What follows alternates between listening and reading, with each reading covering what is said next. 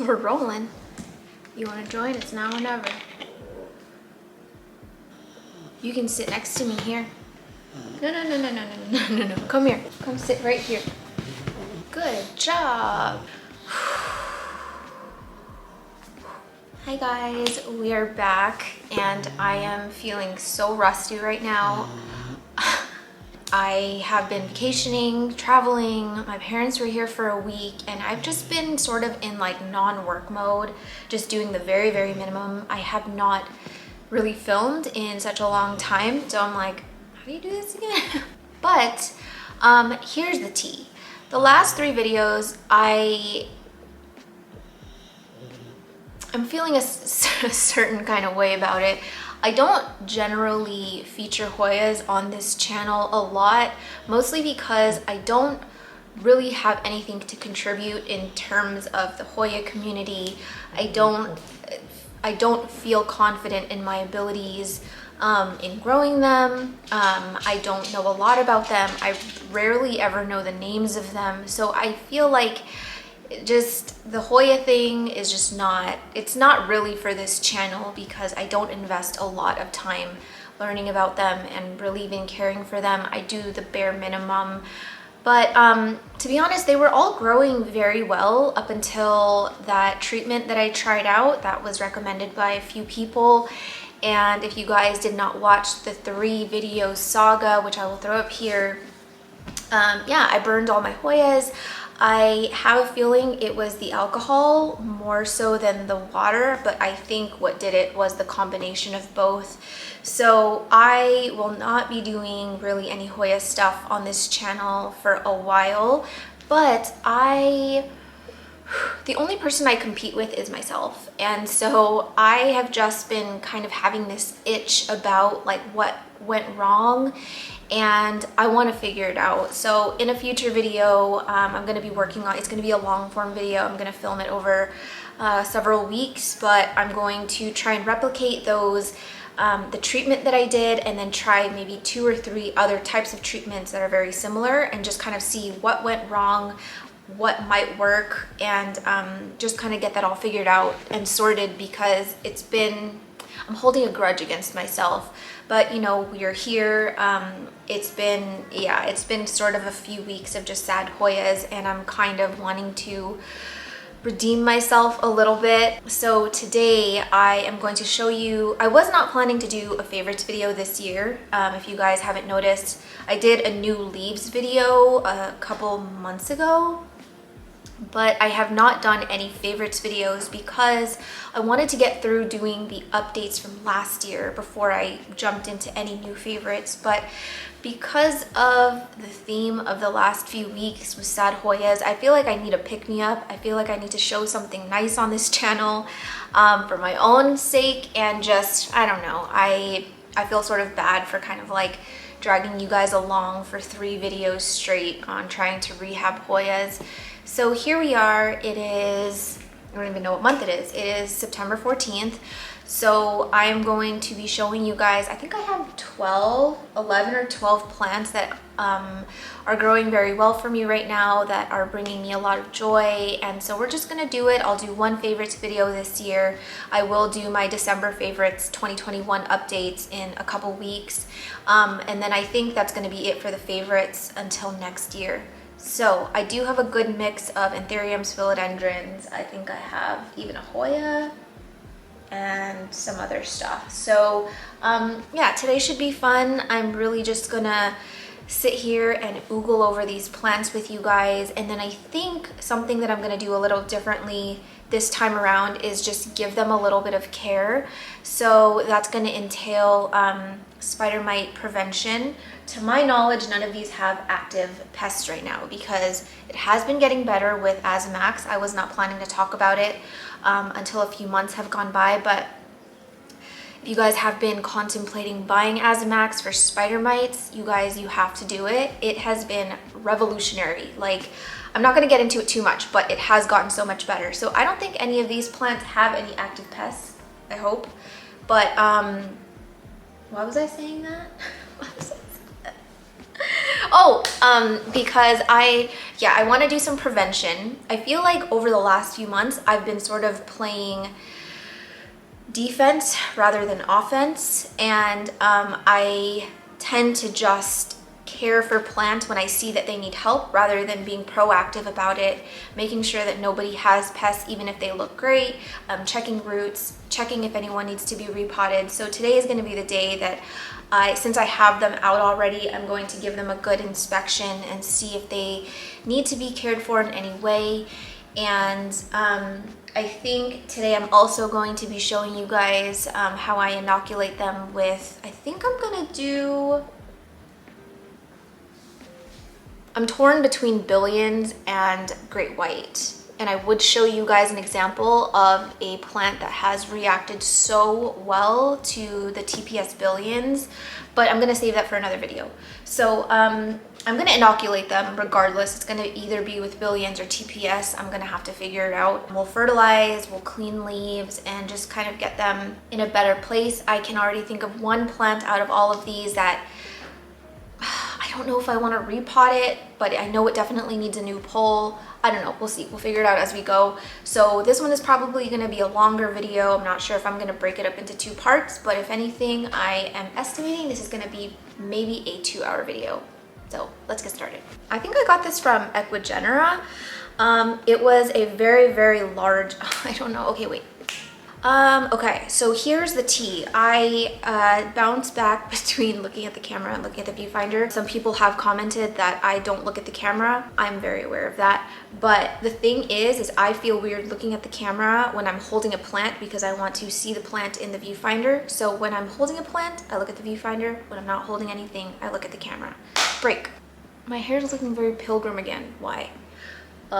My mom cut my hair again. Thank you to everyone who commented on my last video about how they thought my ponytail looked cute. I thought it looked awful, but I can't do that anymore because it has been chopped down, and so this is the best that I can do in terms of putting it up. Anyway, not pulling these in any specific order, but the first one that I did grab is this philodendron serpens. And if you guys can remember, I imported this from Equigenera back in some month that I cannot remember, but it was a very large specimen. When I imported it, I was expecting a small plant.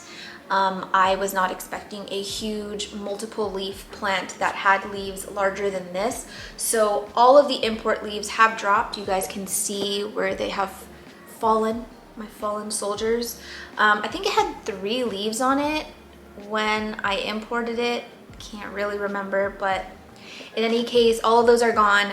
This one was attacked so bad by spider mites, and I can actually see some spider mites left, but I think that they're dead from the Azimax.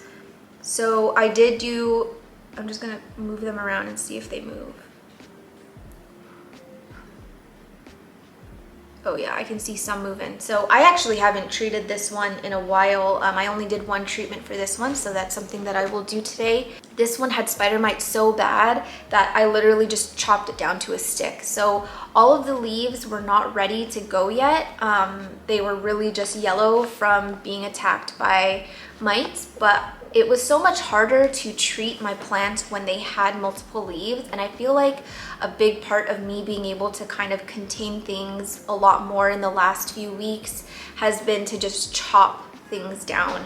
So I have sort of detached myself from the idea of trying to save as many leaves as possible. I'm just kind of like, let's get the whole collection in a place that's more manageable. So I did chop all the leaves off. This one came out not too long ago, but you can kind of see some of that yellowing and markings from the spider mites. You might be able to see some kind of hiding in the ridges of the venation, but this new leaf has just emerged and it's so cute. I am actually quite surprised that the leaves are even this large still, given that it's not on a pole. I really have not been doing much to it. It is just growing in this random jar in pond, but the roots are very, very healthy. This one was not as difficult to acclimatize as I thought it would be. I had heard a lot of sort of horror stories about the serpents, and I don't know, I kind of doubted myself a little bit, but oh, I got this from No, I did not get this from Ecuador. I got this from Tropicals Plants. And I remember that because that was like one of the best imports I had ever gotten. So with that said, I don't know if I can take a lot of credit for the acclimatization of this because it arrived in such great shape. I can't really remember what the root situation was, but I do vaguely remember like chopping roots off and sort of trying to start over. But in any case, fast forward to now and it is looking really good and I'm happy with it. But this one has just kind of brought some joy to my life lately because despite having spider mites, I feel like it's just been so resilient. It's had the will to live and it's just giving me these like beautiful leaves, and this petiole is just everything. This petiole ruined a lot of the other petioles for me. Well, not a lot of the other petioles, but like I used to be so in love with the squamiferum or squamiferum petiole, but when you have a petiole like this, like the squamiqual or the serpents, it's like it doesn't even compare. So yeah, these are just everything, and they are very soft and just like fuzzy, and it just feels very nice to touch. And I love how the new fuzz comes in like very like white and sometimes pinkish, and then it hardens off to like this green color. But even the emergent leaves are just so beautiful. Like the color of it, it's got like a very slight tinge of pink on the abaxial, but it's like this limey green color. And yeah, I really do love this plant. I think the plan is going to be getting it into a taller vessel. I don't know if I'm gonna pull this right away. I don't know why. I'm even too lazy to make a lazy pull, but I think if I can get it into a taller vessel and get these to root, then I can chop, because it's getting tall. It's very tall for just a 2-leafer, but I want to propagate this. Like I want to have babies of these. I want to see it grow from a little tiny plant, and I just want more of them. So that is one reason that I want to chop. I have been actively trying to not chop. Ugh, I'm not comfortable.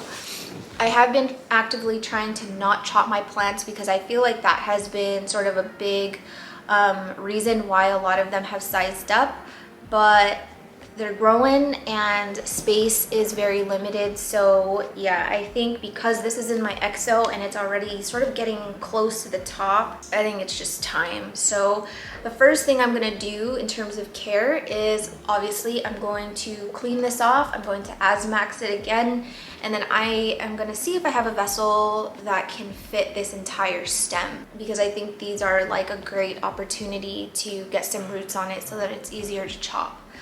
But otherwise, this is the first guy. I feel like I haven't really shown this much on my channel, but yeah, it is just, it's growing really beautifully, and I'm very thankful for it. But I've just been itching to peel this off this entire time.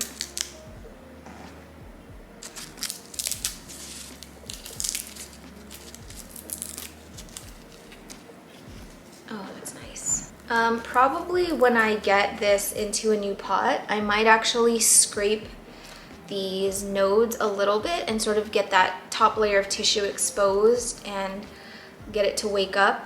I think that might help speed up the rooting process, but I'm gonna spill this.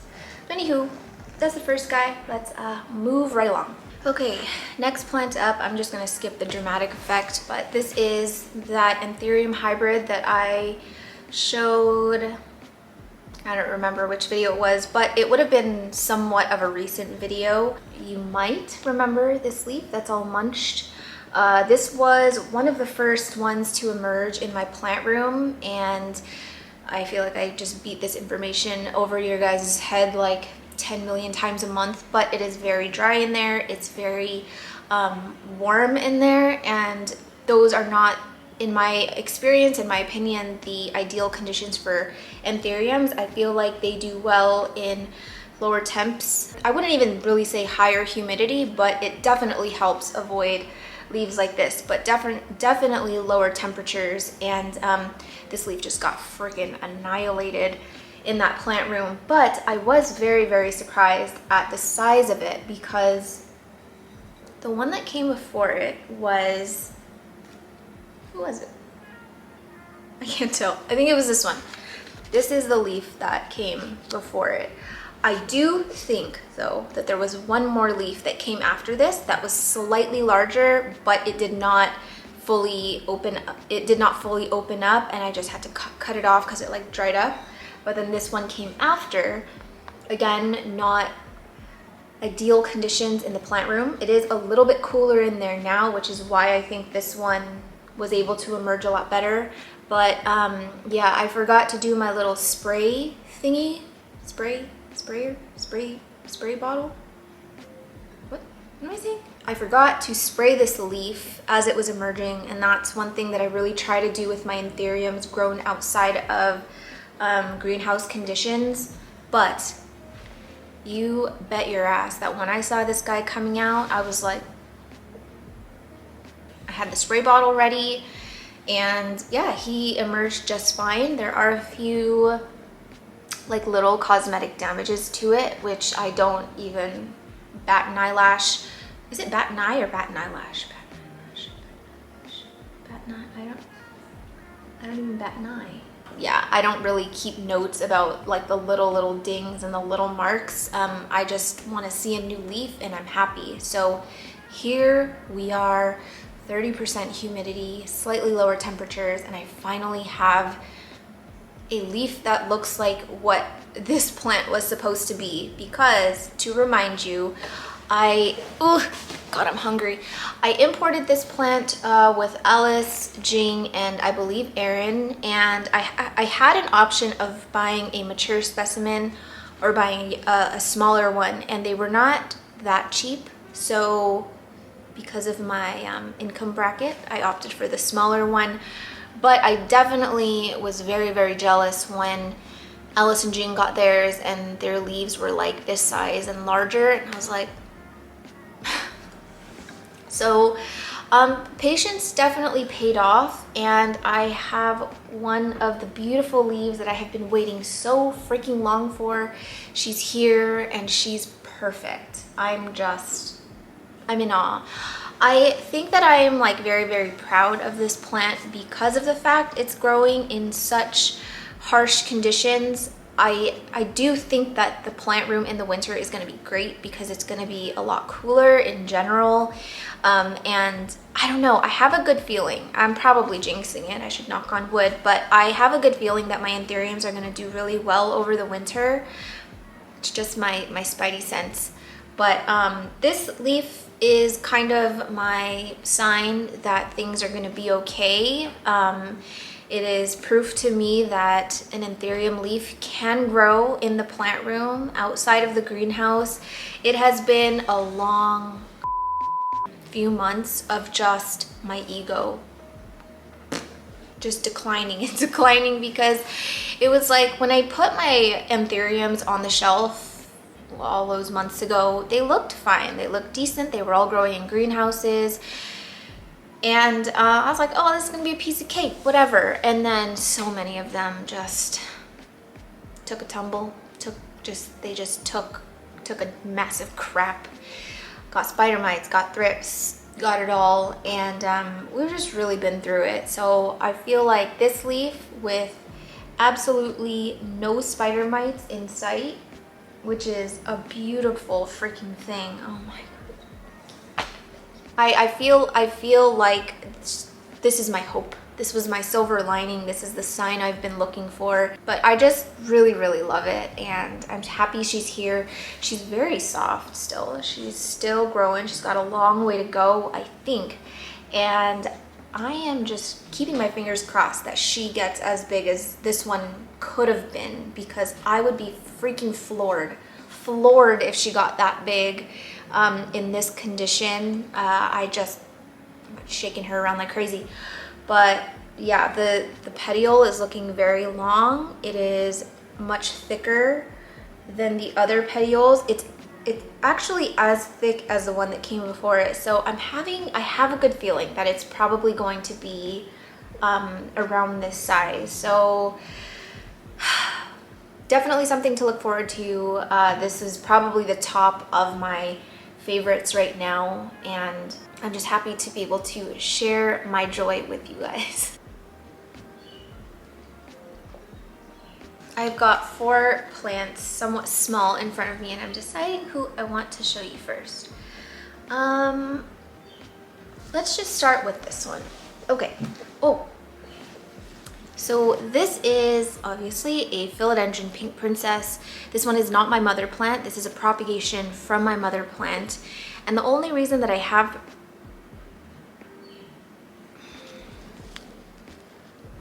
doing that stupid Cinderella slipper thing.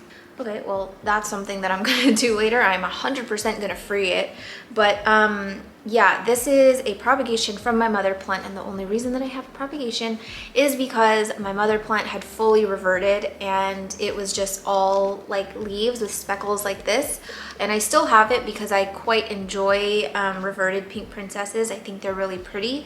But just out of curiosity, I wanted to see if chopping it would bring back some of that variegation, and here we are. I mean, it wasn't that impressive in the beginning. Like, you can see a lot of these older leaves are just green, and I was like, oh, I'm just doomed forever. And then I started sort of getting like glimmers of hope, like down here.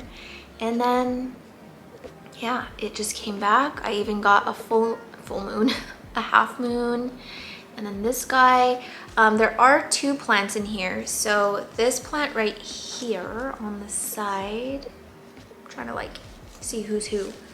Yeah, so this leaf has just like 1 variegated leaf, and then the newest one is mostly non-variegated, but this one had a little bit better of luck in terms of like the pink. I'm not even showing you guys, but the newest leaf, again, we have non-variegated. But you know, it's been fun to kind of like just see what you're gonna get. I feel like that's like, I think that's one reason why I enjoy this plant so much, or have grown to enjoy this plant so much, because of the element of surprise, to just get like non-variegated leaf after non-variegated leaf, and then all of a sudden you get something like this, and it just like floors you. So something's tickling me.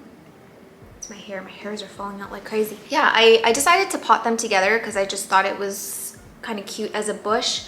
I should probably get it on a pole, but I am just like, I don't know. I don't really like getting small plants on a pole. I know that you should, because it'll help them size up more, but I like to wait until they're like maybe a little bit bigger than this, and then I start to like think about really trying to size them up.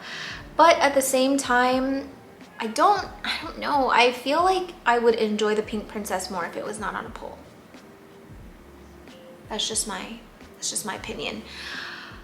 But the aerial roots they're poppin', so I think I do need to maybe at least think about it for now.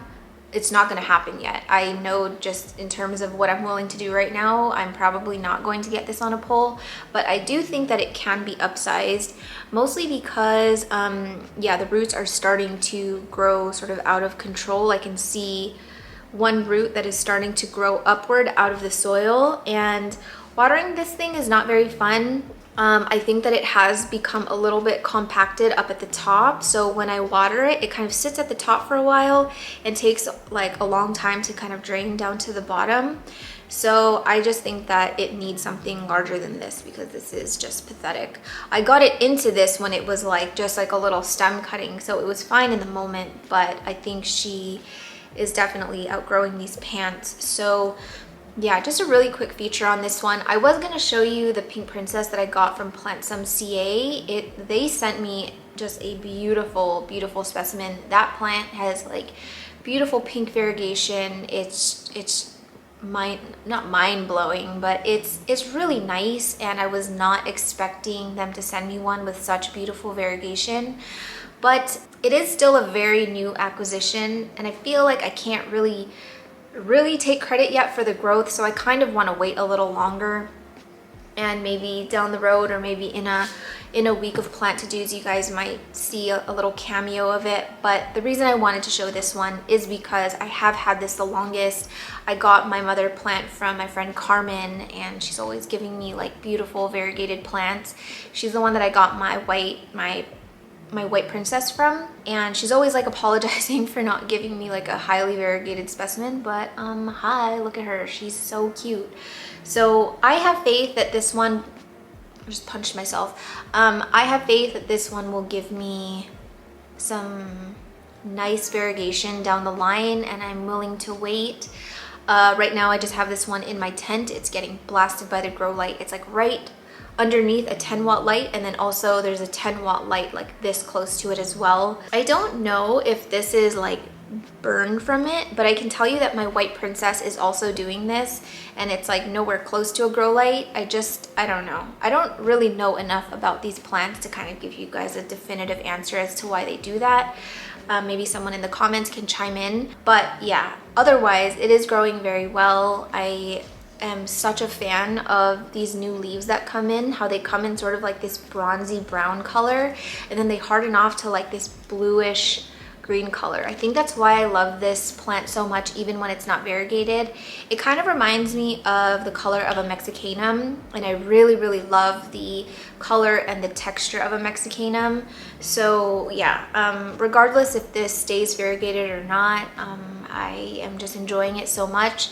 I think that if it does get quite tall and I'm still not getting variegation, I might chop it back again and see what happens. The only thing is that as young plants, they are quite difficult to propagate because you can see the petioles are like stacked on top. They are stacked on top of one another pretty tightly, so it makes very hard. Can I talk? Can I talk? It makes it very hard to make like an incision. Am I a surgeon? I usually have to go in with like an X-Acto knife or just like a really tiny baby scissor to get like a nice clean cut, but we're not gonna go down that road until we absolutely have to. So yeah, quick feature on the pink princess. This one is making me very happy right now. Next on the list, I don't remember the last time I would have shown you guys this plant, but this is my ficus alii. I acquired this from not my most recent, oh, there's a spider web. Oh, there must be a spider in here. I did not acquire this during my last trip to California, but the one before that. So that would have been a year ago, last Christmas. This one was actually in a fairly large pot. There were multiple stems. I think I gave one, oh, I don't want to ruin his web.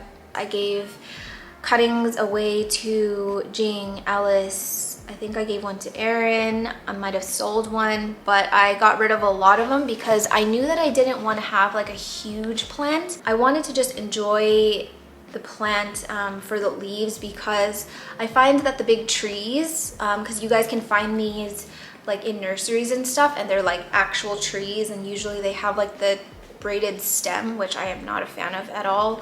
But I just find that this plant is much more enjoyable when it's smaller and maybe not more than like 1 or 2 stems, because these leaves are gorgeous. Like, they kind of remind me of the ethereum. You know that ethereum that looks like this?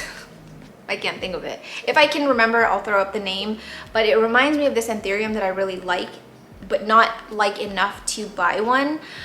So for me, this was like the next closest thing, and I think it's much easier to grow than that plant. At one point, this was actually not doing well at all. The leaves had dropped pretty much down to the stem, and it was like I had like 2 leaves up here, like 1 leaf up here, but it has bounced back since then, and I even got like a new growth point right here. So yeah, I started off as 2 stems and now I've got 3, and it really is sort of beginning to turn into like a little tree, and I'm just excited to see how large I can grow this one. I'm not quite sure I would ever want it to grow like a tree.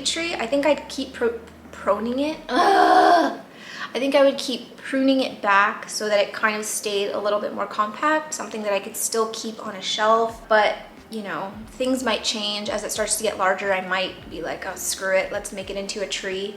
But you know, she is not a super fast grower, I will tell you that. Like, you would think after a year that it would probably be much taller, but yeah, it's just It's just slow and steady wins the race for this one. Earlier this year, I was having a little bit of trouble with the leaves kind of emerging nice and long and straight like this. I kept getting leaves that were like this, like all twisted and sort of like mangled looking. So I did add TPS billions to this one recently, and I have been upping the CalMag for this plant as a soil drench, and I think it's helped a lot because all of this new growth here looks really good. You can kind of see like where I started to use the CalMag. At this leaf, it was like kind of like bent and stuff, but all of these new leaves are like nice and straight and healthy. And then you can see everything after this leaf is also really healthy looking. So I do think the addition of the mycorrhizal inoculant plus using CalMag on a more regular basis has helped a lot. And right now the CalMag brand that I'm using is the Indo 1 Max Minerals. I have used I think it's called like Sensi CalMag or something like that. I was using that for a really long time. I think it's a great CalMag fertilizer, but I just wanted to try something new, and I think that it was cheaper to get the Indo 1 for the size bottle that you get. So either way, CalMag to me is CalMag. I've had really good experience with both of them. So yeah, I really am happy with how well this is growing. I actually, for a while, had to keep this in my greenhouse, and it felt so ridiculous to have a ficus in my greenhouse amongst all of my other plants that like were growing in like a cloud forest on a different continent. But she needed it because she was dropping leaves. She was so sad and wilty, and I think just having her in there for a while to sort of get settled, get sorted, helped a lot. And now it's just been living, well, it was living in my bedroom for a really long time next to a south-facing window. Very low humidity in there, very hot because of that large window, and now I just have it in my living room. And I will show you where in another video I'm planning to do another living room tour and just showing you guys little sort of like decorations around the house that make me happy, because I feel like I don't really show the house that much in terms of like the little decor here and there, the furniture and stuff, and I get a lot of questions about it. So it's in my living room now. You guys will see where I've placed it in a couple videos from now. But otherwise, yeah, she's growing just fine, and she has been a really nice addition to the collection since I got it a year ago. Oh my gosh, okay, 1, 2, 3, 4, 5, 6, 7, 8. Oh, I have 8 more plants and my stomach is rumbling, and I have udon from last night's takeout, and that's all I'm thinking about. So I think we're going to get through 1 more plant, and then I'm gonna go on a lunch break, and you'll go on an ad break, and then we'll like recoup. We will reconvene and continue this video.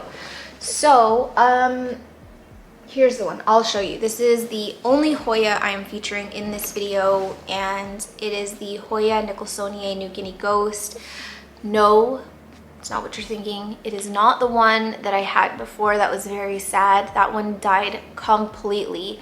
And it was so weird because me and Alice got our New Guinea Ghost at the same time from Jing last Christmas.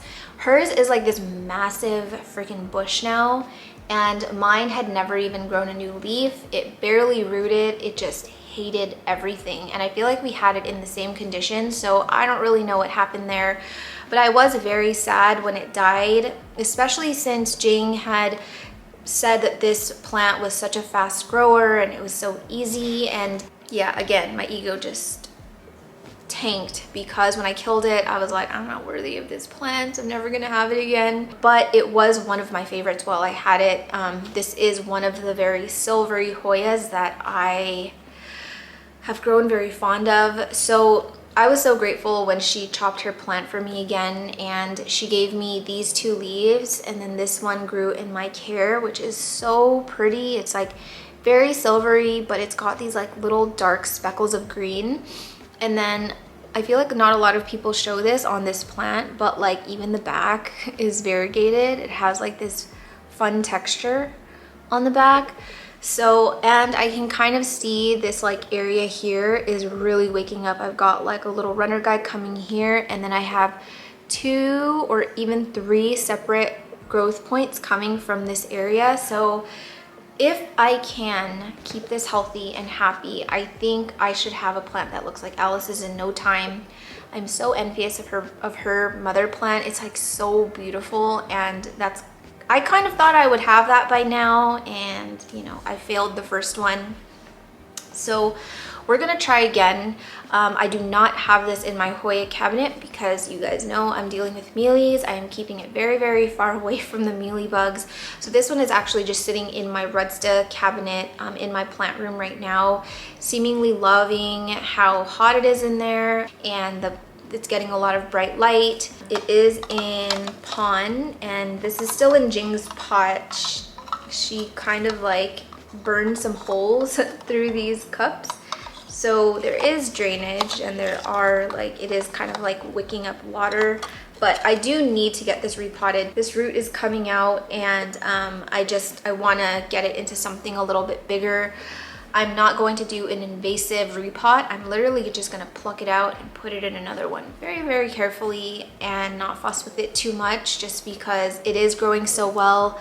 I can see some brand new roots kind of coming here, and I don't want to break roots. I just want to sort of trick it into thinking it has not been repotted, because if you guys can't tell, I have a little bit of anxiety from when I tried to grow this plant before, and if I fail again, if I let down Jing one more time, I think I'm not going to allow myself to get one of these again, just because I feel like I would not be worthy, and I don't want to be wasting cuttings and wasting plants. So this is my last freaking chance, and I don't want to screw it up. So thank you, Jing, for being so willing to cut your plant for me again. I am in love with it. It is 100% one of my favorite Hoyas in my collection.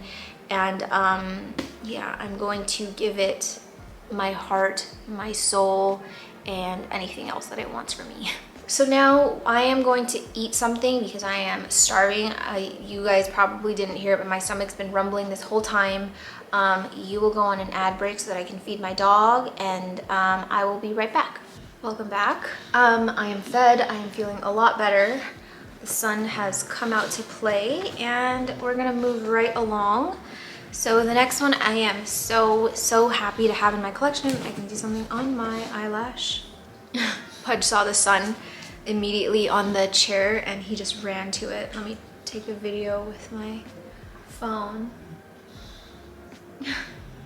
You enjoying the sun over there? I wish I was there right now. You're so lucky.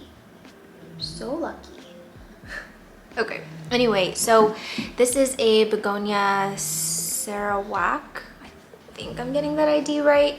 I had seen this one. This is actually how I have acquired a lot of my plants. I very often just go onto the explore page and just try and discover new plants that I don't know about. And I had seen one of these on my explore page, and it was someone shining a light on it, and you can kind of see a lot of that sort of iridescence of it with a light on it, and I was just so fascinated by it. So I just reposted it to my story just to kind of show everyone, and just keep I keep like a wish list on my Instagram page. And Jing was like, I have this plant and I can cut it for you, and here we are, we have it. So anyway, as some of you guys know, I have not recently, but I have been getting much more into begonias, and I don't have a very extensive list of begonias that I love, but I really like the ones that have like sort of a mermaid iridescence to it. I like the really, really dark ones. If you guys saw the tortilla slapping video on Alice's channel, you would have seen that we received a begonia something from Amanda, and it's like this black leaf, and it looks even more insane once it's mature. And that one, like plants like that, or there's like this like begonia, is it like Dark Vader or something? Just those very interesting begonias, the dark ones, the ones that have sort of like a secret shimmer in light. Those are the ones that I really love. I'm not super into actually at all like the big begonias that are like bright and colorful. Not super into those. I'm not really into the ones that are really bright and like polka dotted. Like there's like this green one, like bright green one with a very, very like narrow leaf, and there's just, I think it's like black dots on it. Not super into those, or the ones that you find at the store that are like the big ruffly round ones that have like the pink and then the white little, so bad at explaining, but something like this, definitely yes. I think I only have the Sinbad in my collection. I have the gray feather. My Malachosticta just died. And I feel like I have another begonia that I can't think of, but I think I have about 4 begonias right now. So this would make number 5, which is a great one to add. So yeah, it's still a really, really tiny little cutting, and I'm hoping that I can keep this one happy because I would love to see it get a lot bigger. I don't know exactly how large these leaves get, but a lot of the ones that I've been seeing online are like really small like this, and then they grow like kind of like traily and like whimsical, and a lot of people put like a stick in it, like a branch from outside, and just kind of let it go wherever it wants. So I think that's going to be the plan for this one. I do have a stick here that I could maybe use, but it's a little bit obnoxiously large, so I might need to go forage for a smaller one. But once this one gets going and we have a little bit of stem to work with, since it's really small, I do think I'm going to get it onto a stick so that it doesn't like break itself and it's able to just hold itself up, because my begonia Sinbad got so large that it actually snapped the leaf, or it snapped one of the stems, and then it made the whole thing crash down to the floor.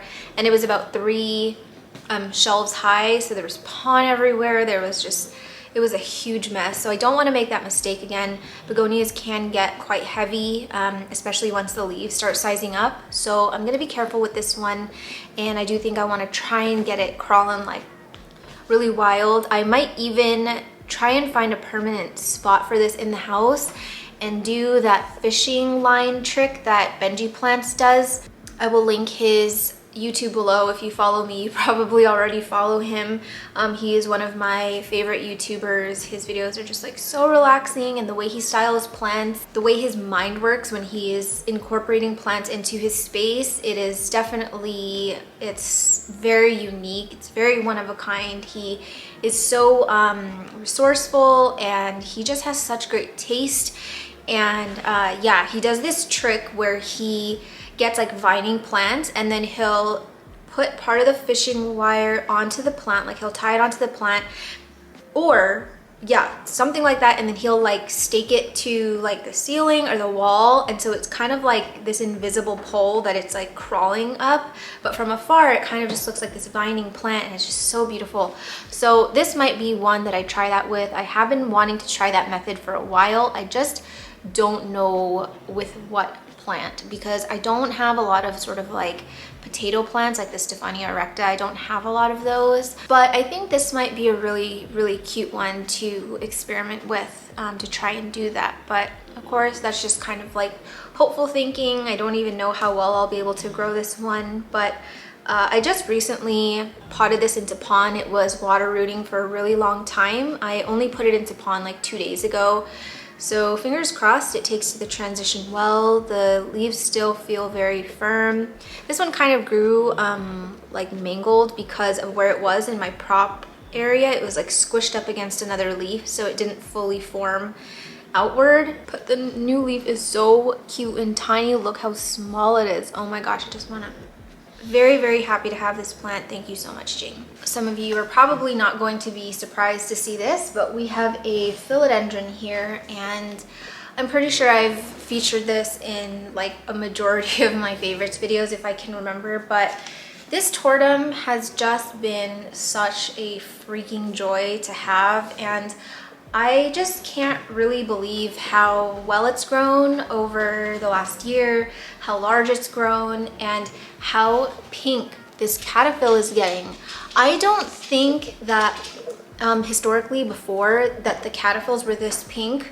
It was only very recently that the cattaphil got very, very pink. It was like a reddish color, like a deepish reddish color before, but now it's like this bright pink. And like this new leaf, look at the pink. Oh my gosh, I'm just like screaming internally. But if you guys didn't watch that video where I said that my mom can pick any plant from my collection, that was filmed a while ago when she was visiting the last time. And I basically just gave her free range. She got to pick anything she wanted from my collection, and she picked my tortum. So I did have 2 in the same pot, and it was growing really nice and bushy, and a part of me was sad to let go of one of those plants, but I always say I will literally give any plant to my mom. I don't care which one it is. Like, if she wants it, she can have it. And so the remaining tortum that I had, it was like, I guess I was just so used to seeing it like really bushy and big. So when it was like on its own, I was like, oh, it's so small. But since then, it's just taken off. Like, it's just gone crazy. And these nodes, or these internodes, are just so tight, and I'm hoping that it stays tight. I can see that they're getting a little bit longer as it gets larger, but I just like how bushy and compact it's growing, because if I have to be honest, I see a lot of tortums that are really leggy and tall and long, and the internodes are like a foot long, and I'm not super into that look. I'm not really sure that I would love the tortum as much as I do right now if I had really long internodes. So I don't know if it's a maturity thing or if it's the growing conditions thing, but right now I have this in my tent. I have pretty much never taken it out because I just like to spoil it with those conditions because it's growing so well for me. Like, the leaves are getting so big. It looks smaller on camera, but it actually is quite a large plant. Just in comparison to where we were before. Technically, I could get this on a pole because it is a climber, but all of these roots that have been forming on the stem, I've just been redirecting into the soil. So like something like this, can you see it? I'll just like point it inward. So once this grows a little bit longer, I'll just keep an eye on it and point it down and just let it regrow back into the soil. But you guys can see we've got a little bit of a situation here, and I'm not really liking what I'm seeing like right here. Like, this used to be bright pink like that. So today I definitely need to repot it.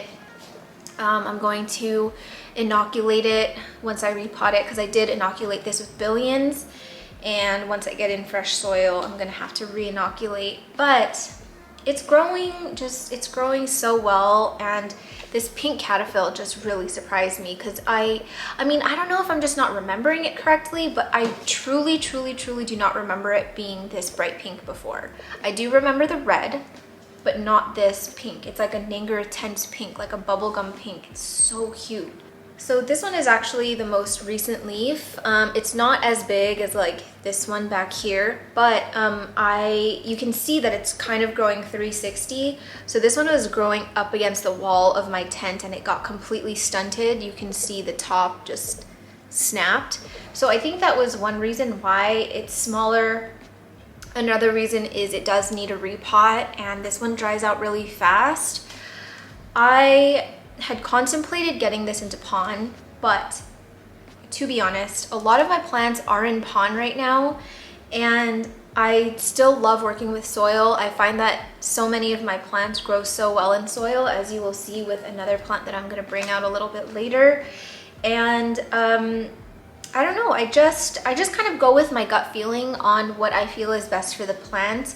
And as much as I would love to see how this plant grows in pond, I think I'm gonna stick with soil just because it's working for me. I won't have to deal with a transition from soil to pond, and I can sort of worry about that transplant a little bit less if I just move it again to a larger vessel in soil still. So I'm gonna go with that. As you can see, she's happy. It's not like she's like begging for a different kind of substrate. She's growing just fine, but definitely outgrowing this little thing. I'm just a little bit worried about getting it into a larger vessel because I'm already having a hard time squeezing this into my tent. And a part of me wants a larger tent so badly, but just with the space I'm working with in my plant room, it's just not possible. So I know that eventually one day this is gonna have to come out, maybe by the end of winter or by spring of next year. I know time is ticking, but I'm holding on to the conditions of this as long as I can. I will squeeze it in there for as long as I can, just because the growth of it is just incredible. But these leaves are just so magnificent. Like, I can't get over like the shape of them, the way they feel. It's just like, it gives me goosebumps. It's one of my favorite plants of all time. And I'm just really grateful that the remaining one that I had has just been so kind to me. I let this thing dry out way more than I should, especially when my schedule is really busy. So yeah, just such a freaking great plant. And I know that every time I post this on Instagram, there's a few people that are like, oh, it's such a wish list plant, and like, you know, I've been wanting one of those, but wait for prices to come down. The prices have already dropped here immensely for this plant. I'm actually eyeing getting another one because they're at our local greenhouses for like super cheap, just because I want to see if I can grow one out here in the living room. Not really for like experimental reasons, but because I love this plant so much that I would love to have one that I could enjoy out here all the time, since I really only go in my tent like maybe twice a week now anyway, with my work schedule and just like filming and editing and stuff. Like, the daily tent checkups it's not a luxury that I have anymore. Yeah, to be able to have a tortum out here like on that shelf, come on, imagine it. It would be so cute. But I don't know, we'll see. If I can get my hands on another one, I'll definitely seize the opportunity. But for now, this is my only tortum. I love it very, very much. I had to include it in this favorites video just because she deserves a spotlight. She has just plowed through spider mites, thrips, the moving around, because I did move it out of my tent for like a week, and then I was like, nope, I'm moving it back. She's just been so good, especially being like, I wouldn't say really root bound, but definitely like coming out of this vessel just has been so forgiving to me. And I think she's definitely ready for a little spa day today. Probably give it a little shower and give her the love that she deserves. The next one is a small little guy, but so stinking cute. This is I can't remember the scientific name, like the long name, but this is my penis cactus, and Alice picked this up for me from a local seller. Oh gosh, it had to have been, oh, Pudge threw up. I don't know, about like a year ago? Is that right, Alice? Maybe less than a year ago, or maybe a year ago, I don't know. But it was just this little penis cactus guy. I have shown it a few times on my channel, but very recently this new penis emerged from it. It's so cute. It looks a little warped, I'm not gonna lie. Like, look at the penis head. I don't wanna spill this. It's got like, it's got like a mouth. It looks like a paw, like a kitten's paw. Wait, let me show you that again. I'm like poking myself out. Doesn't that look like a paw, the top of it? It looks like a little kitty paw. Regardless, it's new growth. When I first got this plant, I wasn't really sure where the new growth would come out of, nor did I know if I was ever gonna get new growth. Some of the larger penis cactus that I've seen in person and then also in photographs are very like bushy, like they have penises coming out of like the sides, and it kind of grows like wider. So when this emerged out of the middle of this penis, I was very surprised, but I was just thrilled to have new growth. And I can't remember where I was. I think it was during my last, my last trip to California. I had noticed that the new growth was poking out, and I was so tempted to take this plant with me to California because I wanted to see it grow, and I was impatient. I didn't want to have to wait till I got back. But by the time I got back, it was probably about like half of the size it is now, and it was so, oh, it was so adorable. But it is getting taller, and I'm not quite sure where the road is going with this one, just because I don't know what the growth pattern is. I don't know where the new growth is gonna come out of. I don't know if I'm gonna have something bushy or if another one's gonna come out of here or it's gonna come out of here. I don't know. But I did want to just kind of highlight this really quickly because I just am so happy to see new growth on it. And it's been in no drainage for ever since I've gotten it. There was a comment I got like a year ago. Is it a year ago now? When I was repotting all my cacti into my glass vessels, and someone was like, I give it 2 months before they're all dead. She's not dead. Actually, only 2 of my cacti died from that repot, and the rest I gave away to my neighbors, gave to my mom. I still have some of them. Honestly, as long as you're giving your cacti, as long as you're giving your cactus light and warmth, the soil, the no drainage thing, it's not really an issue, really, with any plant that I've experienced. Of course, I wouldn't water something like this as much as I water my other plants. I do wait until it gets like bone dry. So even right now, I can see the bottom is still slightly darker than some of the ones up here that are drier. So I would wait until all of that completely dries until I give it its next watering. So just a little fun fact about no drainage and cacti. I have killed more cacti with drainage holes than I have in no drainage. So I am team no drainage for cacti all the way. And yeah, this guy has been enjoying it. It's giving me new growth, is seemingly happy, and that makes me happy. The next one is an ethereum magnificum. Oh, can't talk. Next one is an ethereum magnificum crystallinum crossed with a luxurians. This one is from my sweet friend Amanda at Bunny. If you guys have seen my other videos where I just talk about her endlessly, this is one of her hybrids. This hybrid has been going around a lot, like the crystal lux, magnificum lux. I feel like everybody is crossing stuff with lux, but I feel like Amanda was kind of the first ones to make this hybrid, I don't know, not make it popular, but just kind of make it. And she's had hers for a while. She's had it long enough to make lots of babies. So anytime I see this plant now on Instagram or wherever, even though so many people are hybridizing it themselves, I always just think of Amanda because her plants are so beautiful. She grows them so well, and I do believe that this plant has like that hybrid vigor. This plant at one point was the only plant that did not get hit by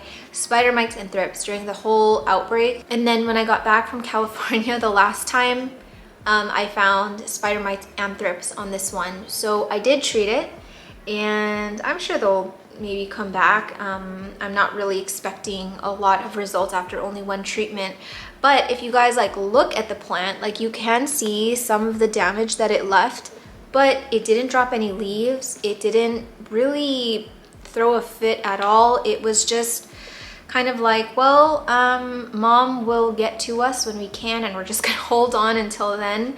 So I will tell you that when I got home and I saw the thrips and the spider mites on it, I audibly screamed loudly, and then I just like rushed over to the bathroom like this, gave it a good shower, Azmax thrift spray, gave it the whole spa treatment, and she's okay. I mean, she's firm, she's happy. This one is a newer leaf, and I'm definitely getting some size growth on it. I think I did have one leaf before this one that was a little bit smaller, so I am seeing a little bit of size difference now, but the features of this plant is just absolutely beautiful. And in another video, I will show you guys the difference between some of the different hybrids that are very similar, that are all crossed with lux, but I can't show you now because I have to film another video before that and blah, blah, blah. So anyway, this is the first hybrid that I ever got from Amanda, and I'm in love with it. I do love it more than the luxurians. I like the texture more than the luxurians. I like the way the leaf looks more than a luxurians. I do love the luxurians for what it is. I think it's a very unique plant. I think it's one that if I was growing well, I would probably be in love with it too. But I guess I've just appreciated how resilient it's been, how hardy it's been, how much of a trooper it's been through a little bit of neglect. This one has been living in tree fern fiber and it does dry out very fast. So as scared as I am, I think I'm ready to move this one to pond. I think that it has kind of overstayed its welcome in tree fern fiber, and I've got a good enough root system that I feel good enough to transfer it to pond. And I think once that happens, I'll get even more of a size like jump with this. So yeah, that's something that I am going to do today as well. Oh my god, that baby's screaming. That is one unhappy baby. Oh, they have a pug. He's brown. Oh, he's dark brown. So cute. That baby's screaming. Can you guys hear him? Okay. So the next one that I'm going to show you guys is the Ripsalis paradoxa. I feel like I've been giving so much love to my Ripsalis paradoxa minor over the last few months, and I've just kind of, I don't know, shove this guy off to the side.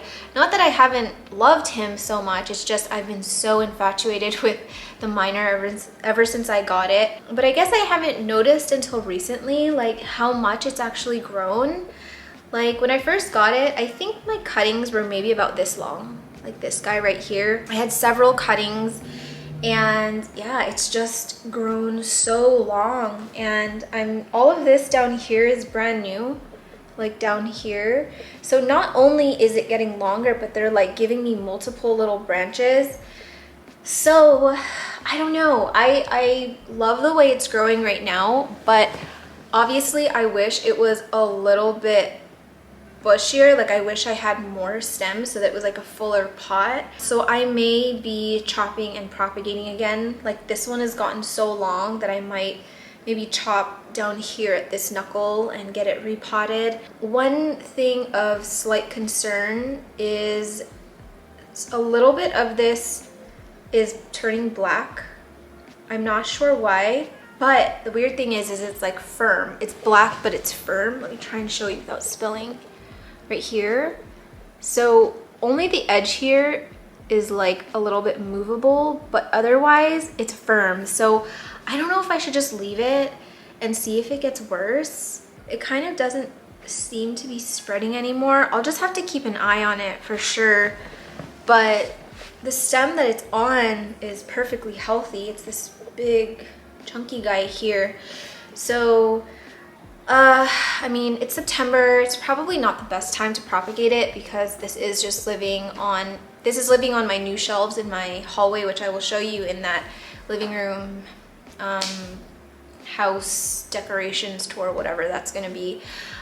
So because it's not living in a greenhouse and it's not getting controlled conditions, I do sort of go off of those, you know, like general guidelines of not to propagate too close to winter because they're not like at their like strongest, which I find very true because I think it was like 2 years ago I took a lot of props from my shelf plants here and a lot of them didn't make it. And even the plants that I cut it from, it's like it got shocked from being chopped or something, and instead of pushing out new growth like it's supposed to, they just died.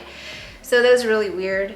I think eventually, maybe next spring, we'll see how long it gets, and I will definitely chop this to propagate because ideally I would like to have maybe 6 or 7 stems. Right now I have 4 stems in here, but if I could get like 2 more here and maybe even like an extra one in the back to like fill it in a lot more, that would be my ideal because it's looking a little sparse, but where it is on the shelf is actually really beautiful. It's kind of like a focal piece, and it's not like my Ripsalis paradoxa minor or my Ripsalis, not my Bassifera, but the one that has a thinner little strandy guys. You know, those are like big waterfall type Ripsalis, whereas this one is just a little bit more like you enjoy it for it's like, I don't know, like its sparseness almost, like you can enjoy it a lot more, like each individual one, because it's not packed.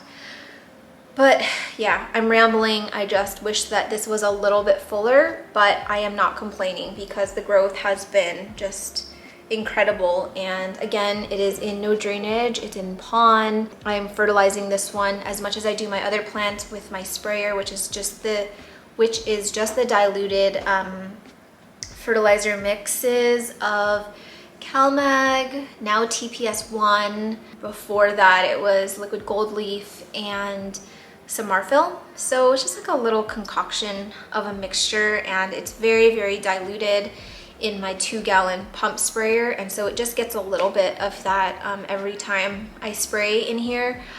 And I did inoculate this with, what did I give this one? Great White.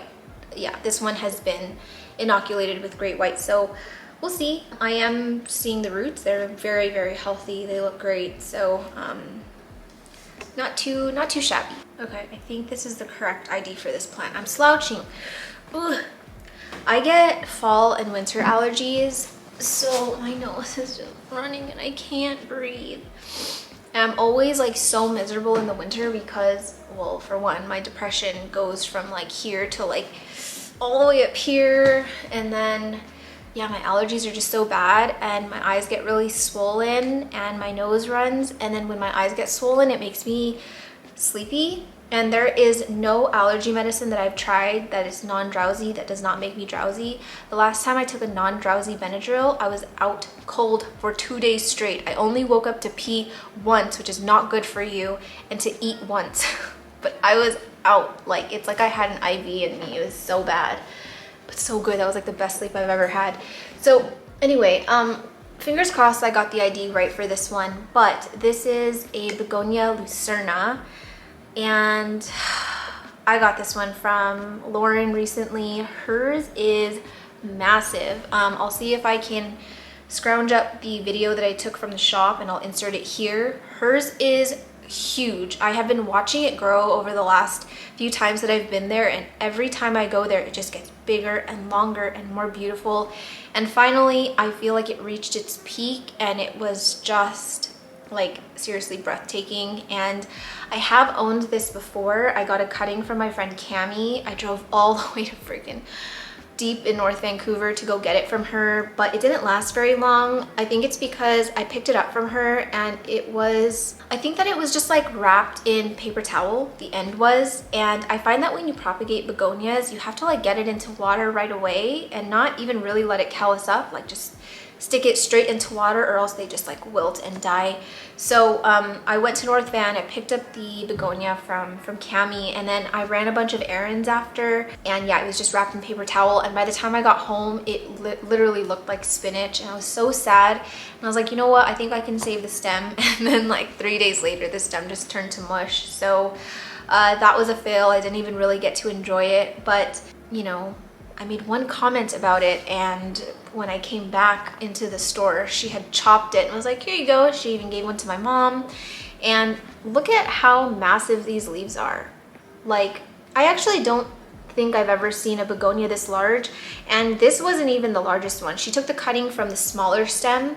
The bigger stem, the leaves were probably like this much taller and like this much wider. Like they were like as big as my hand. It was wild. So we'll see if I can grow it that large still. I have never been able to grow a begonia leaf this big. I think the closest I've gotten was with my Sinbad, but I don't think it was this large. I think it was slightly smaller. But yeah, I am glad that I got a second chance with this. I'm glad that I put it into water right away after after Lauren chopped it. She gave me a cup of water and I just stuck it into there. And yeah, it didn't seem to go into any shock. It didn't seem to throw a fit. I am not seeing any roots yet, but I do find that begonias are quick rooters. So hopefully I can get some roots on this soon. I do plan on putting it in pond. I think her mother plant is in moss, or not moss, in soil, but I do really love using pond for begonias because of how thirsty they are, how much they throw a fit when they're thirsty. So pond is my choice of substrate with begonias, but I'm so happy to have this one because this is one of those begonias that I super duper fell in love with before. I just find it to be very simple. It's not sort of as out there and like loud as like the begonia whitey. I would say even less than the begonia tamaya. I think because the dots on it are like, they're not like a bright white, but they're like this sort of grayish silvery color, so it's very like muted. The leaves are so dark, but it's got like a little tinge of pink. It's got the little pink booty holes. It has a pink abaxial, and it's just incredible. So thank you so much, Lauren, for your generosity in gifting me a cutting of your plant. I will try my best to take care of it, and I need to crack my back. Ugh. Ow! Oh, I'm so sore. Ow. Anywho, we have one last one, and I think I did feature this in another favorites video, but she's a shining star. Oh, and she's heavy. My philodendron Florida Beauty. I don't think I'm not farting. I don't think that I've seen a Florida Beauty grow this compact before. I'm not tooting my own horn. I'm just saying, like, I didn't tell it how to grow. It just did it. But like all the Florida Beauties that I've seen that are sort of this leaf size have much longer internodes and they grow really taller, whereas mine is just growing into like a bush. But I can tell you the internodes are definitely getting longer. So I'm hoping that if I try and give it the conditions that I currently have it in for as long as possible, that the internodes don't get too much longer than that, because even with that long of an internode, they still look very bushy and compact. Anything longer, you'll see a lot of stem. So fingers crossed. I don't know. I think that it just really, really enjoys the tent. It loves the warmth. It loves the humidity. It loves the light. It is being blasted with 5 10-watt grow lights. But it loves it. Like, look at this freaking plant, you guys. Like, I can't make this stuff up.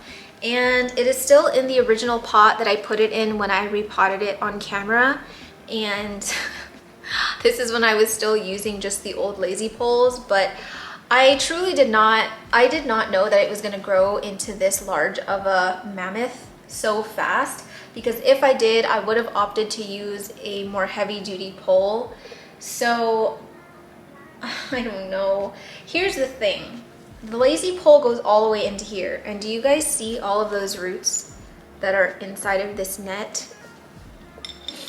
I don't want to mess with it because it's growing so well. Like, look at how beautiful these roots are. Like, it is delicious. And I did inoculate this one with TPS billions about a month ago, and it's just growing like a dream. So some of the older leaves on it, like I think this one down here is the oldest one. This guy right here, and it's so small. And it's just given me all these new leaves, and this plant does not like to die. And it's very, very rarely drops its leaves. I think ever since I've had it, it's only dropped two leaves since I grew it from a 1-leaf cutting.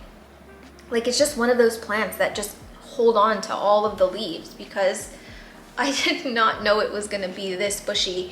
And all of the other Florida Beauties that I've seen, like on Instagram and Facebook pages and stuff, like they are quite bushy, they're big. It's like they just really like to hold on to their leaves, which is great, but not great when you're working with very minimal space in a small grow tent. And I can see this peepee here is busting out. Like, there is a new leaf coming soon.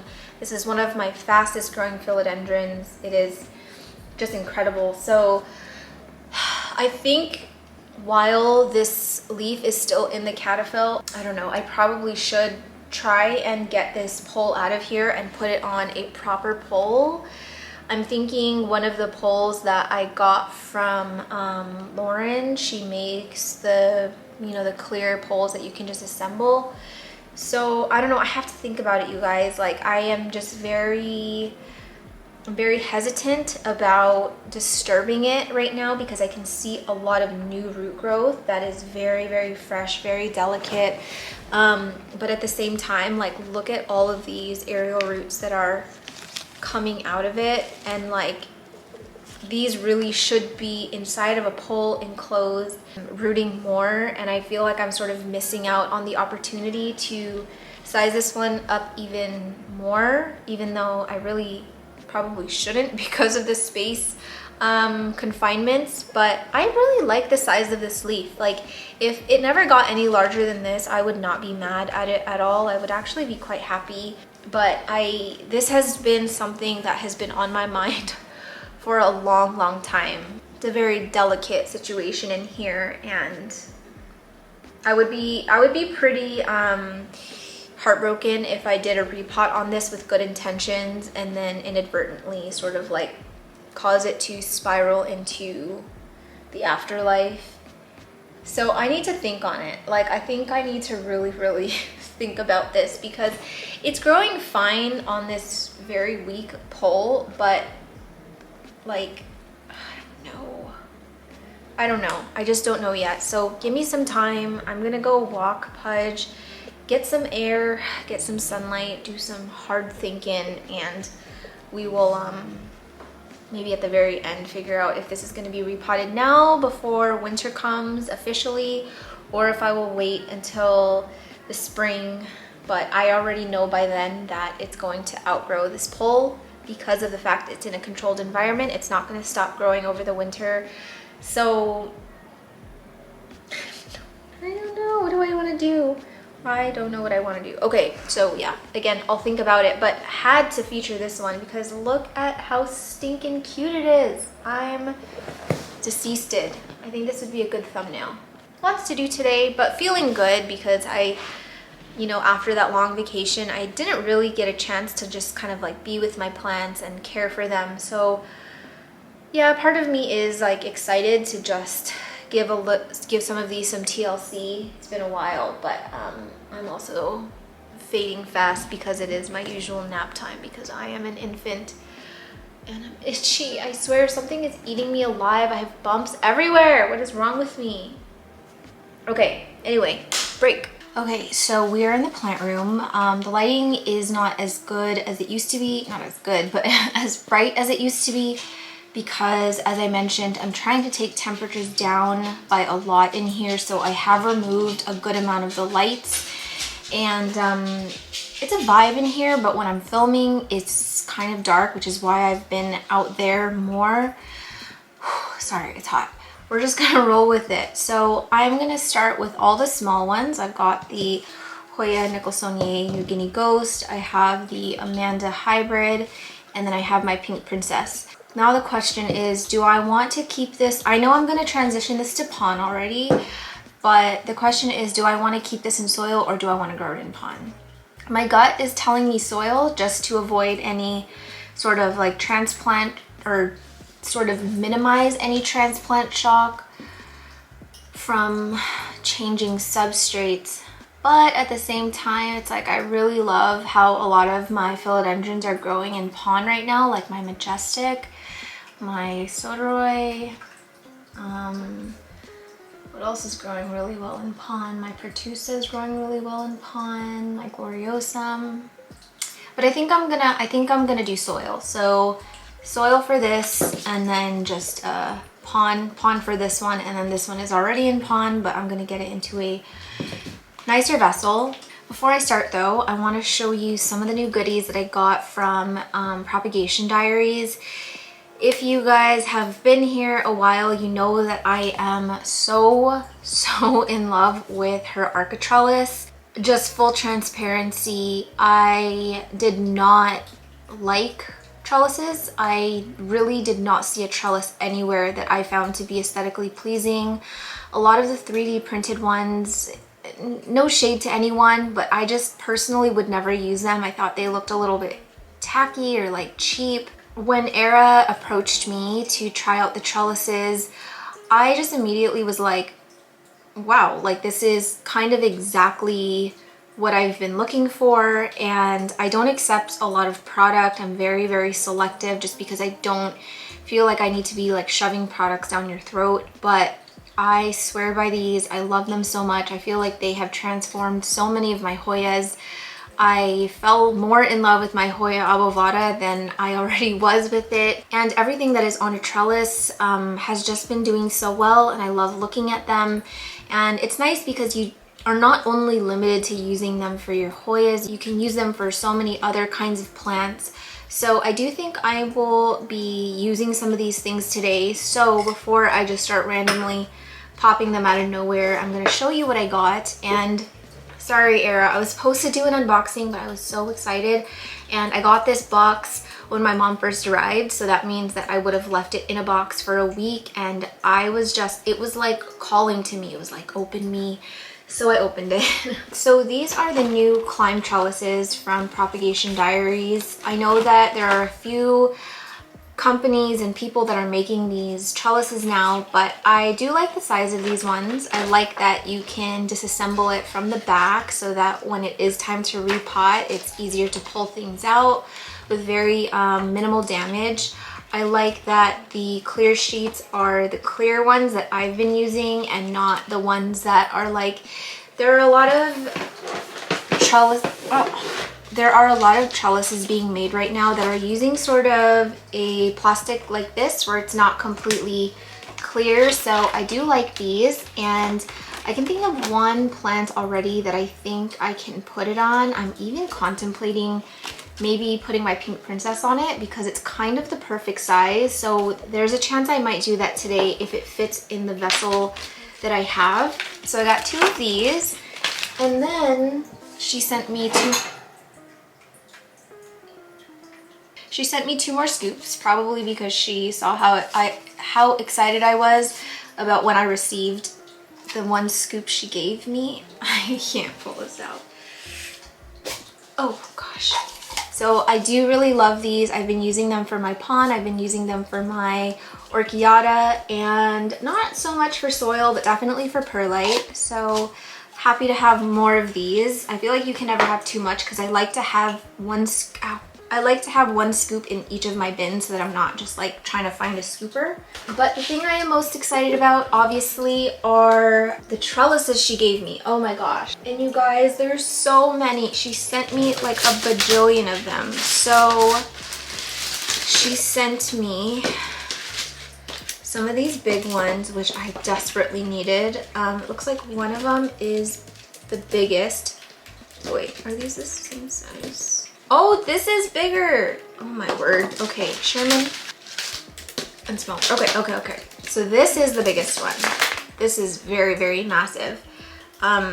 Super large. And then the next biggest size is this one. Not a huge difference, but still very large. I feel like this is the size that she sent me before, or maybe it was this size that was the largest size.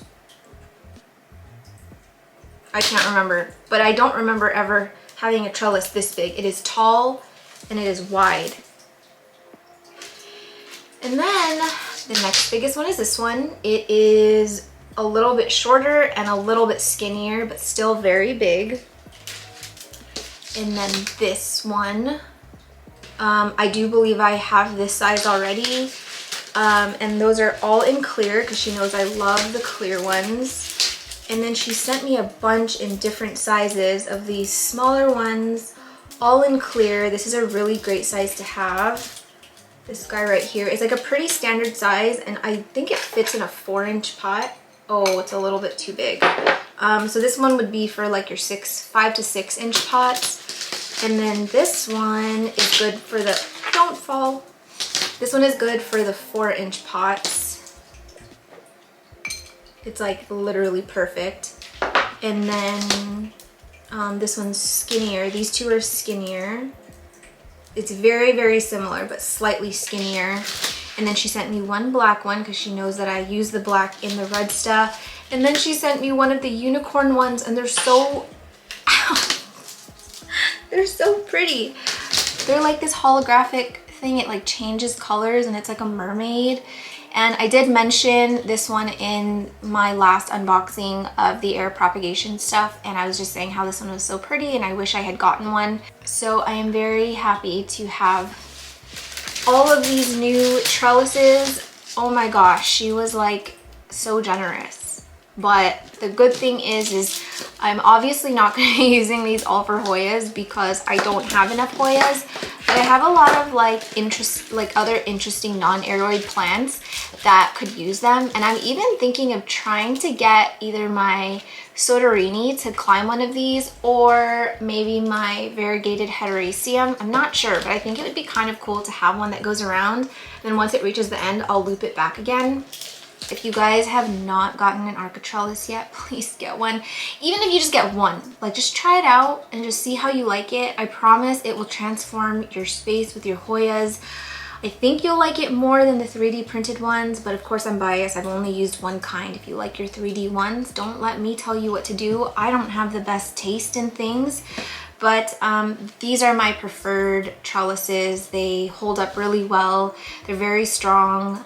They look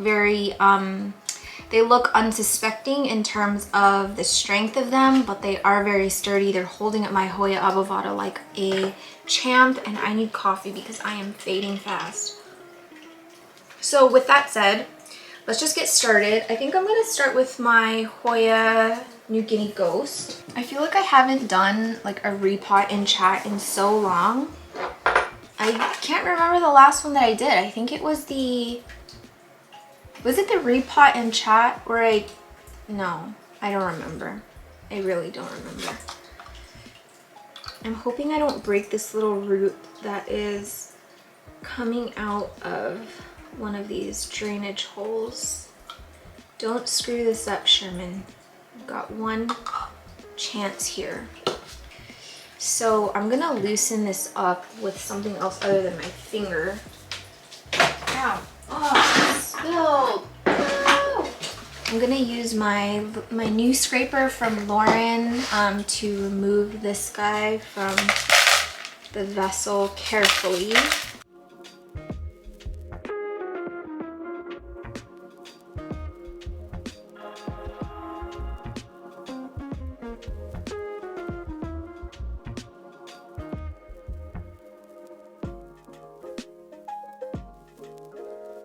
Okay, that root didn't break. I'm going to leave it like this and not disturb what's going on in there. I'm literally just gonna plop it into a new vessel.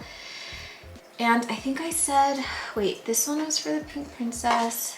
This one is, I think I need a bigger one for that. Okay, so I'll use this for the New Guinea Ghost. And I think I wanna get it on a small trellis.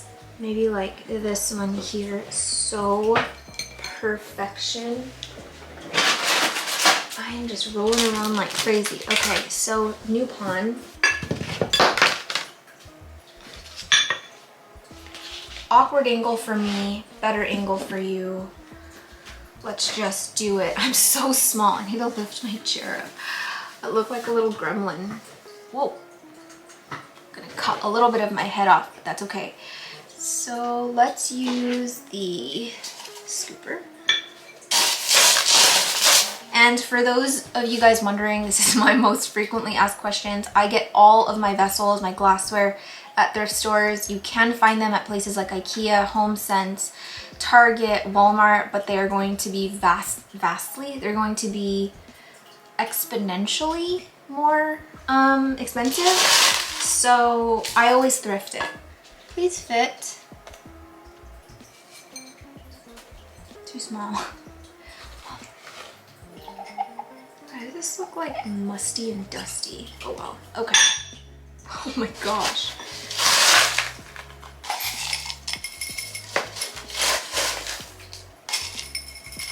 Small layer here. I need to dump a little bit out. I don't want to break off any of these growth points. Undo a little bit.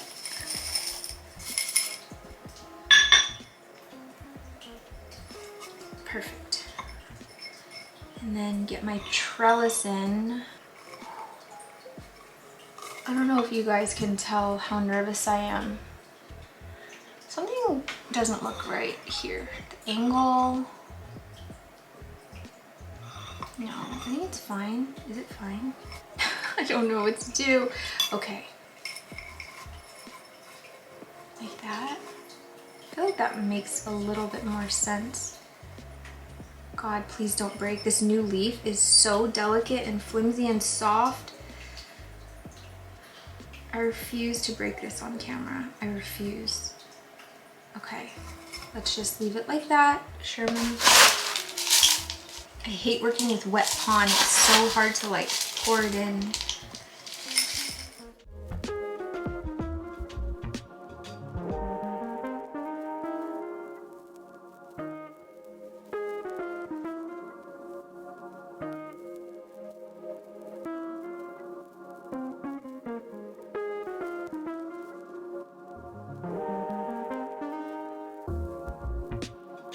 So stinking beautiful. I love these trellises so much. Look how pretty that is. It's invisible, you can't see. Pudge hears my excitement. You think something's going on. Nothing is going on, child. I didn't break a new leaf. I did not break any roots. I am 100% proud of myself. So I am going to inoculate this right now with some great white, and I do have some mixed already. This is a 2.5 liter jug. According to the great white dilutions, what is this? Dilutions, I did 1/3 of a teaspoon in this jug. So it goes a pretty far way. It goes a pretty far way.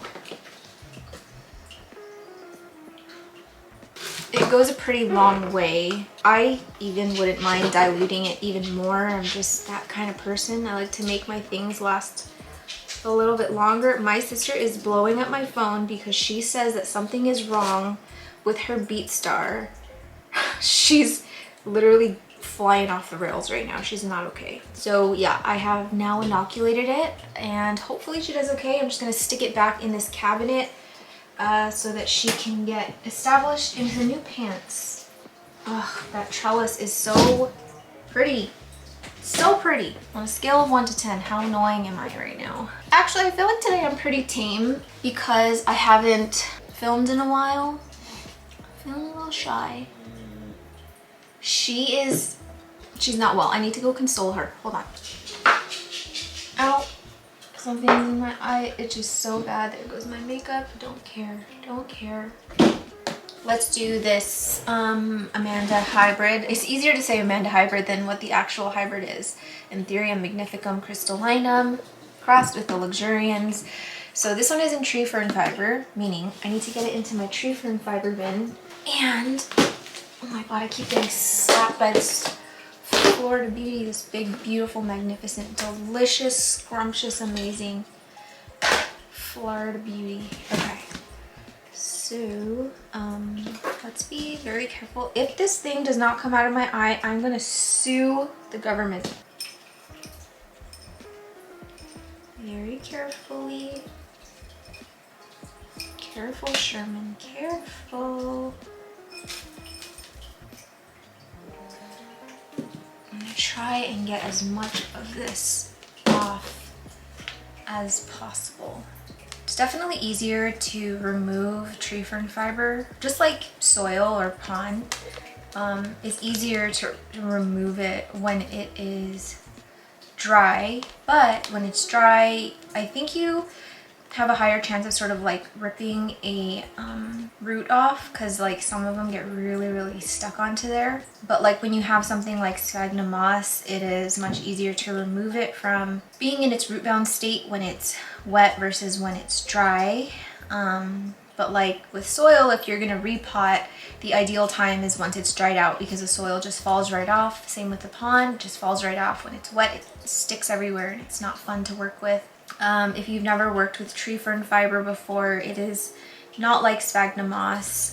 You want to start with it being dry, and then if you have anything left on the roots that you're going to remove, especially if you are going to move it to something like pon, then at that point I would suggest wetting it to remove whatever is stuck on there, to like loosen it off. But honestly, I'm not even really worried about like all of this being in the vessel when I move it to pond, because I do have like orchiata in my pond and it's totally fine. Okay, so far 0 root breakage, which is great. Hopefully it takes to the transition to pond well and does not undergo any shock or minimal shock. Okay, I'm actually quite happy with this. I'm not gonna submerge it underwater or anything. I'm just gonna leave it and we're gonna move it straight away. Didn't fart, it was my foot. No! Spilled it again. Frickin'. Where are all of my vessels? Oh my gosh, I need to go shopping. Oh my gosh. Ugh. I'm not happy. I'm not happy. I guess I can just get it into one of my ugly crunchy pots and then find a cover pot for it, because there's nothing I can really do right now. But I think this is a good size for it. So we're just going to add some pond. I don't necessarily want to get it into something larger, but I think I'm going to do a lazy pull strap to cover some of this stem. I'll show you guys what I'm talking about later. Similar to what I did to my El Choco a few months ago and to my Forgetii, which I can show you as a reference. Some of you will already know what I'm talking about.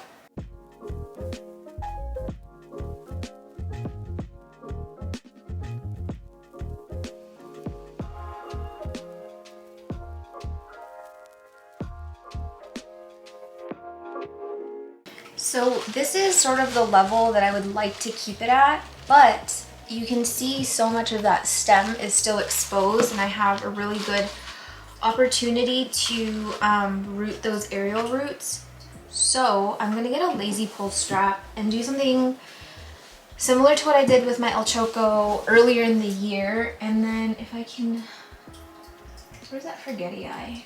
I did it with this Forgetii over here, and you can see that I've added just a lazy pull strap instead of a cup like I usually do, and it's working just fine. It's not super pretty, but it's doing the job, so I'm gonna do that to this guy.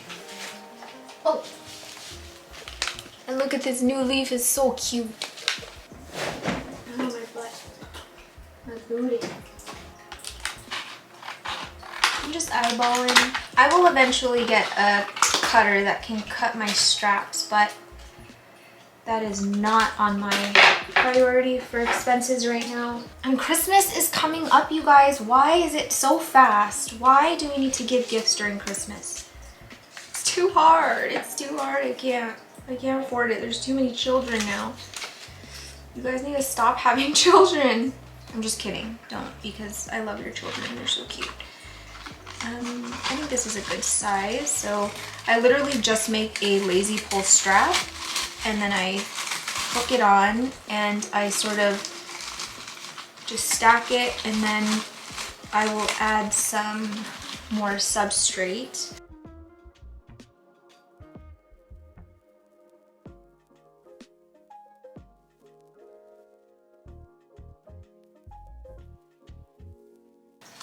Okay, so it is not in any way super aesthetically pleasing, but it's not terrible. It's definitely better than what I used to do with the cup. I just like on a whim one day I had a lazy strap and it just like clicked when I was doing my Forgetii all those months ago, and it works, but you know, whatever. So that's what I'm going to be doing with this one. Hopefully it takes to the transition well. I will keep water lines slightly lower than normal for the first few weeks until I start seeing some brand new roots, and then I will raise the water line a little bit, but I will be inoculating it with Great White, this tiniest little watering cup.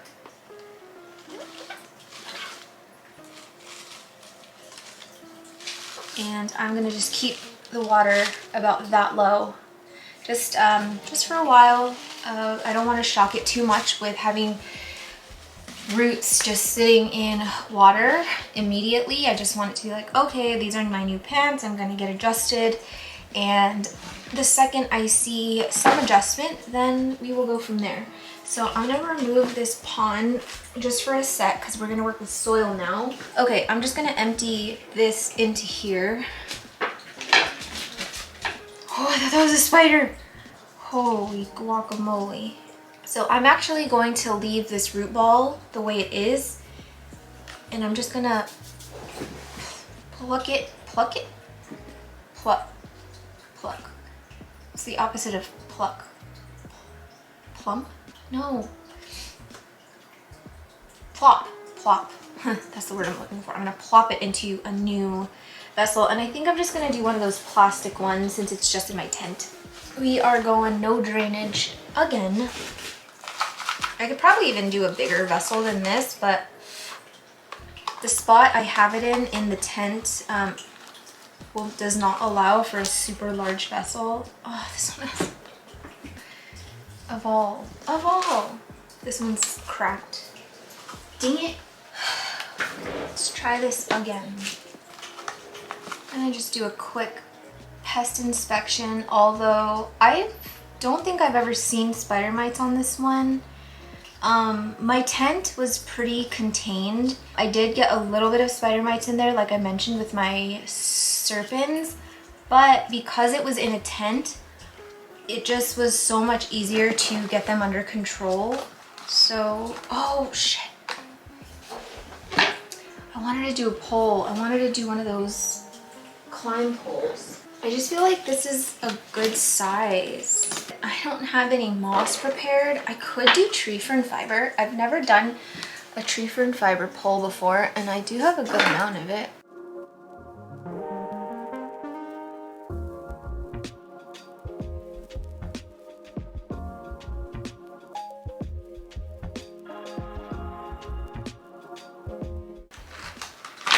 Ah! Stay. That was easy enough. Just assembled it like that. It's a round shape. It's not a D shape like a lot of the poles out there right now. And look at how perfect this size is. I have to use it. But I think I'm gonna try tree fern fiber instead. I think that might be interesting. So I'm just a little nervous because I feel like it's gonna fall out of it. But at the same time, how do I know if I don't try? So let's fill this. Oh, there's gonna be dust all over my lip gloss. Nope.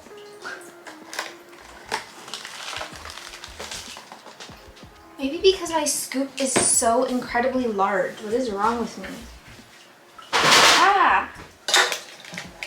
You guys, the chaos has arrived. She is here. I think I could just pour it like this. Let's try and do this as best as possible. It doesn't help that there's pond mixed into my tree fern fiber, but we're not. We're just gonna go with it. Something is in my freaking eye again. My eyes are like magnets for debris. Why?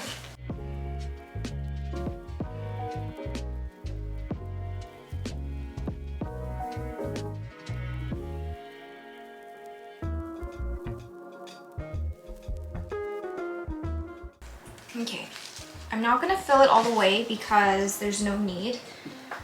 The pole or the plant isn't even tall enough to need the tree fern fiber all that way, and it's actually holding into this pole so much better than I anticipated. I thought it was just all gonna be spilling out, but it's fine.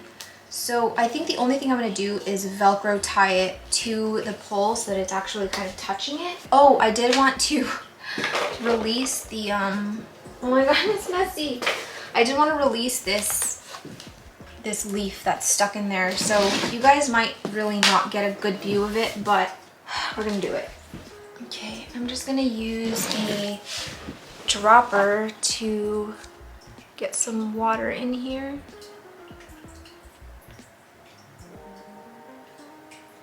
I'm gonna try and go from here. You guys really probably won't see much. I'm so sorry. Ooh, he's really stuck in there.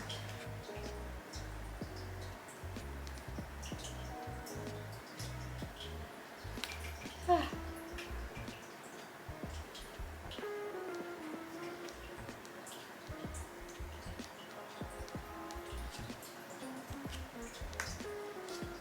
spray. Okay, now we shall attach and then I'll water it. I swear, getting little plants onto poles is like my least favorite thing ever. It's just like so hard to work with. It's nice when you have a larger plant that has like a very workable stem. All right, it's in. Looks pretty great actually. I am gonna water, so let's water from the top of the pole and then also in the substrate, and I'm just using this great white water. Yeah.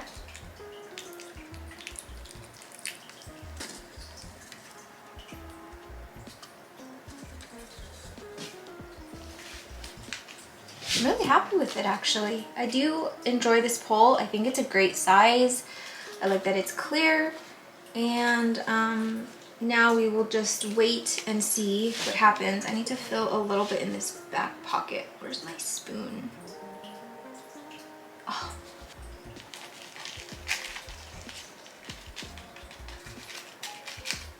There we go. Pink Princess is done. I probably will pop this in the shower for another Azomac spray just as a preventative and not have to worry about it. But hopefully these leaves start to size up for me. I kind of have a good feeling about that one. I feel like it's going to size up a lot faster than the mother plant, which has definitely been stunted since the cut. It's messy in here. Who's next? We can do my tortum. My tortum is also gonna go in soil. I don't think I need to put this on a platform. This soil is quite old, so I'm not gonna be mixing it in there. Ow. Let's get this poor guy out of here.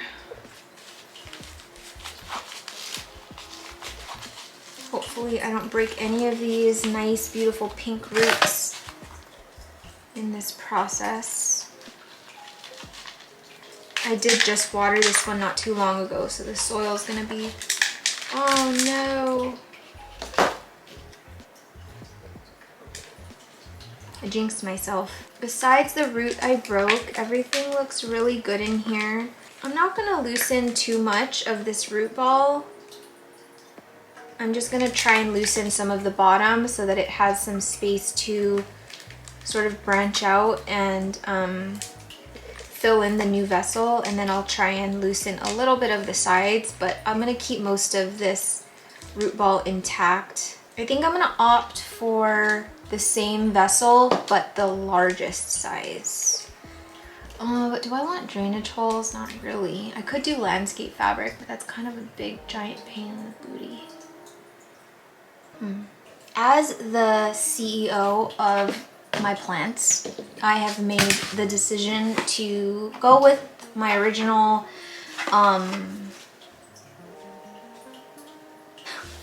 what? Ow!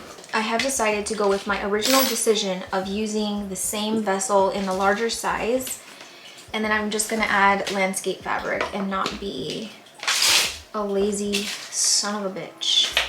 Let me just get slightly more cleaned up here.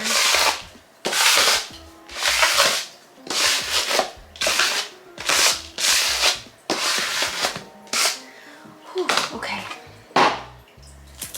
Jeez, I chose violence today. Too small. Whoa. Wow, that's large.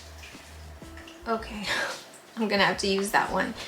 So I do want to cover the slits all the way up here, so I'm going to cut it. Where the slits end here.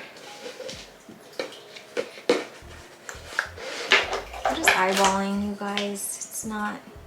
It's not super deep. Oh, these scissors are just a hot bag of trash at this point.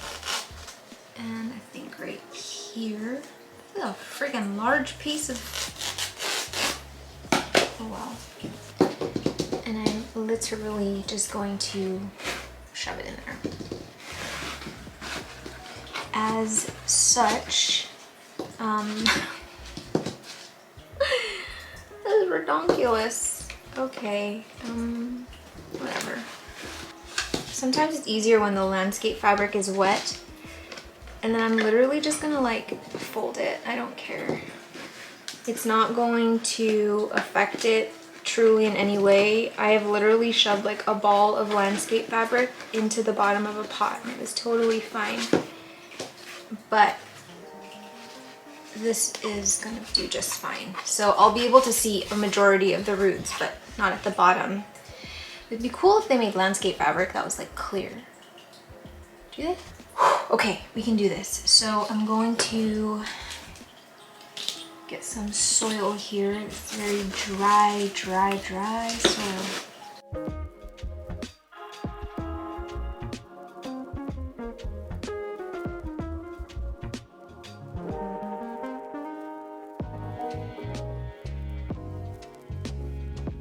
So this aerial root, like I showed you guys before, I'm just going to redirect it down and get all of those rooted into the substrate. I need a stick.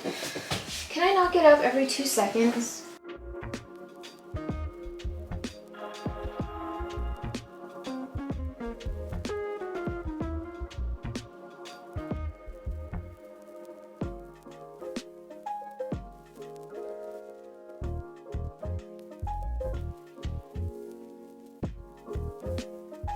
I'm actually feeling really good about this. I feel like the transition was not aggressive. I didn't really shake up that main root ball too much. I really just plopped it in here and hopefully it does all right. I am going to inoculate this one as well, but it's gonna drip. I will water it into here. Don't ask me why I'm using the world's smallest cup to water today. I don't know how my mind works. She is her own entity, and sometimes we don't communicate things before we do them. So I'm really liking the way that it's draining. It's draining not super duper fast, but fast enough that it's not getting waterlogged.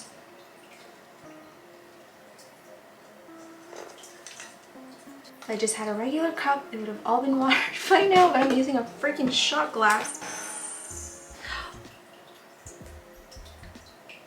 Thank you for that, Tortum. After all I've just done for you. And then I'm gonna use my sprayer and just spray it. Right now I have TPS1 and CalMag in the sprayer, FYI.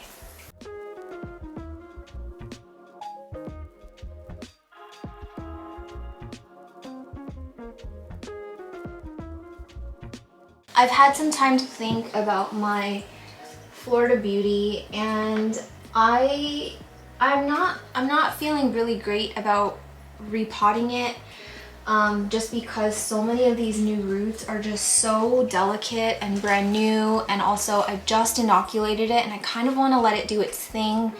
So I'm gonna risk it and I'm gonna wait. It's so dark. I'm going to wait until maybe after January to repot. I do think that by the time that time comes, it's going to already outgrow this pole, which is okay. Hopefully it doesn't revert in size, but my gut is just telling me to leave it alone for now. Let it do its thing. Let all of that bacteria that I added in here do its thing.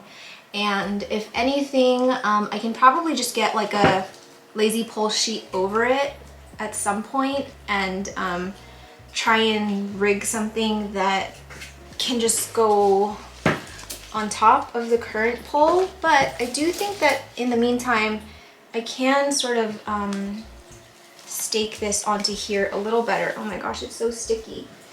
I'm just gonna try and like get it. Oh my gosh, it's so sticky. I just said that. Will I not break anything? Maybe if I go a little lower, actually.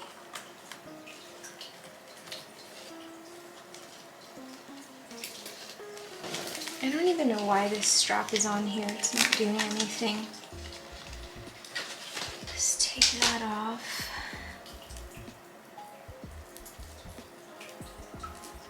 It's So cool how the aerial nodes or the aerial roots are variegated too. I ideally would like to get some more moss in here, but I would have to prepare more moss and I don't want to. Sherman, why don't you have, oh here. Found some. It's not the best moss, but it's moss. I'm just gonna fill some at the top.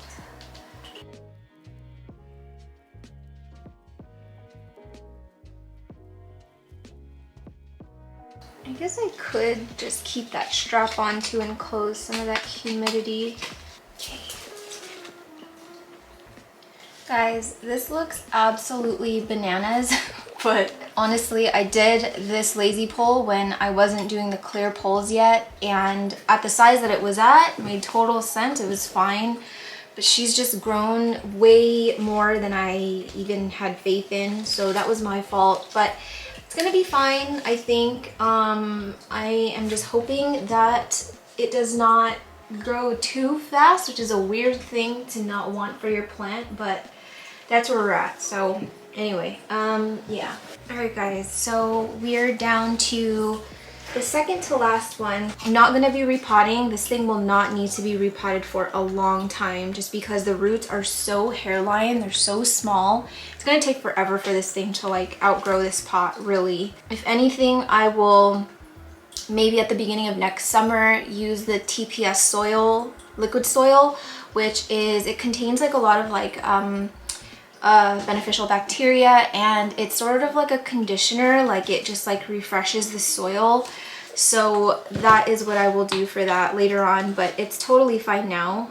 But it is very dusty, so I just want to give it like a little bit of like love, and I am using I'm using a makeup brush that I never use because I don't wear eyeshadow or anything. So I have all these brushes that came in a set, and I just use them for plants. So I'm gonna just be using that to clean off these leaves. And I'll show you how I do it. I mean, it's not necessary to do it like this, but because of the shape of these leaves, I like to just use brushes. I just find it to be a little bit less harsh on the plant than using like this and like, you know, going in there like that. You can be a little bit more careful and really get into the crevices. So that is what I like to do for this plant, but it's been kind of a while since I've cleaned this plant off.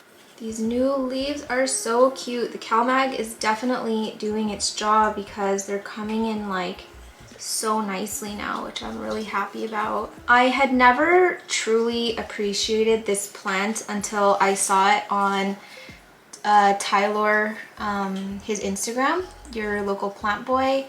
And my sister-in-law actually had a really big plant of this, like a full tree before, and I helped her find it. It was beautiful, but I didn't like it enough that I wanted to ask for like a cutting.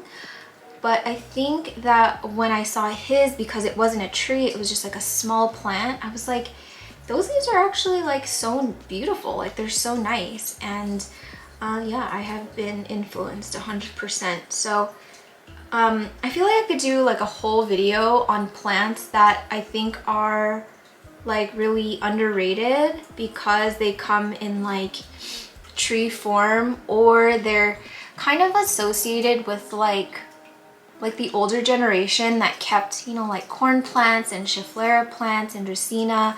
But I think that like if it is styled right, or if it's the right size and like shaped right, you can really appreciate them. So yeah, I had been contemplating the idea of doing like a dedicated video on that. And I feel like this is totally a plant that I would include on that list because, I don't know, this one doesn't get a lot of love. Like they're always at the plant shops and nobody really ever buys them that I see. I don't really see a lot of people posting about it on socials and stuff besides Tyler. I hadn't really seen it too much.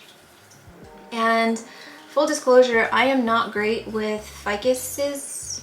I have pretty much killed every like ficus that I've owned, especially like the fiddle leaf fig. That one just, I don't know, it doesn't like me. But this one has been like, I don't know, it took a little bit of acclimatizing, but she's okay. I really should be doing under the leaves too, but I find that this plant is so, not finicky, but like the leaves fall off really easily, so I'm kind of scared to like move them around. I can't remember if this plant ever had pests. I feel like it never did. If anything, maybe it had spider mites, but like not enough for me to notice, because I basically just treated all of my plants with spider mite spray and then Azamax when I received it. And I wasn't even really looking for spider mites anymore. It was just like, without question, everyone is getting a shower and a spray down. So I don't know if this was one of those plants that had spider mites, but otherwise it's doing well. So I'm gonna take this to the sink and I'm just gonna wash off this soap, and then we're gonna come back and dry it. You guys are so nice to me. I'm just like reading comments. I've been so behind on replying because ever since I got back from California, I've just been playing catch up with my videos. Like, whereas before I was like filmed and edited a month in advance, I was just chilling. And now it's like I'm filming this just a few days before it has to go up. I forgot what it feels like to be like operating on a schedule like this. So I really have not had a chance to even like socialize on social media. I really should call it anti-social media. So yeah, I'm just awful, but I just want to find a time to like put on a movie and then like sit down and just be super like that's what I'm doing. I'm replying to comments because I don't like to just, I see a lot of buzzer.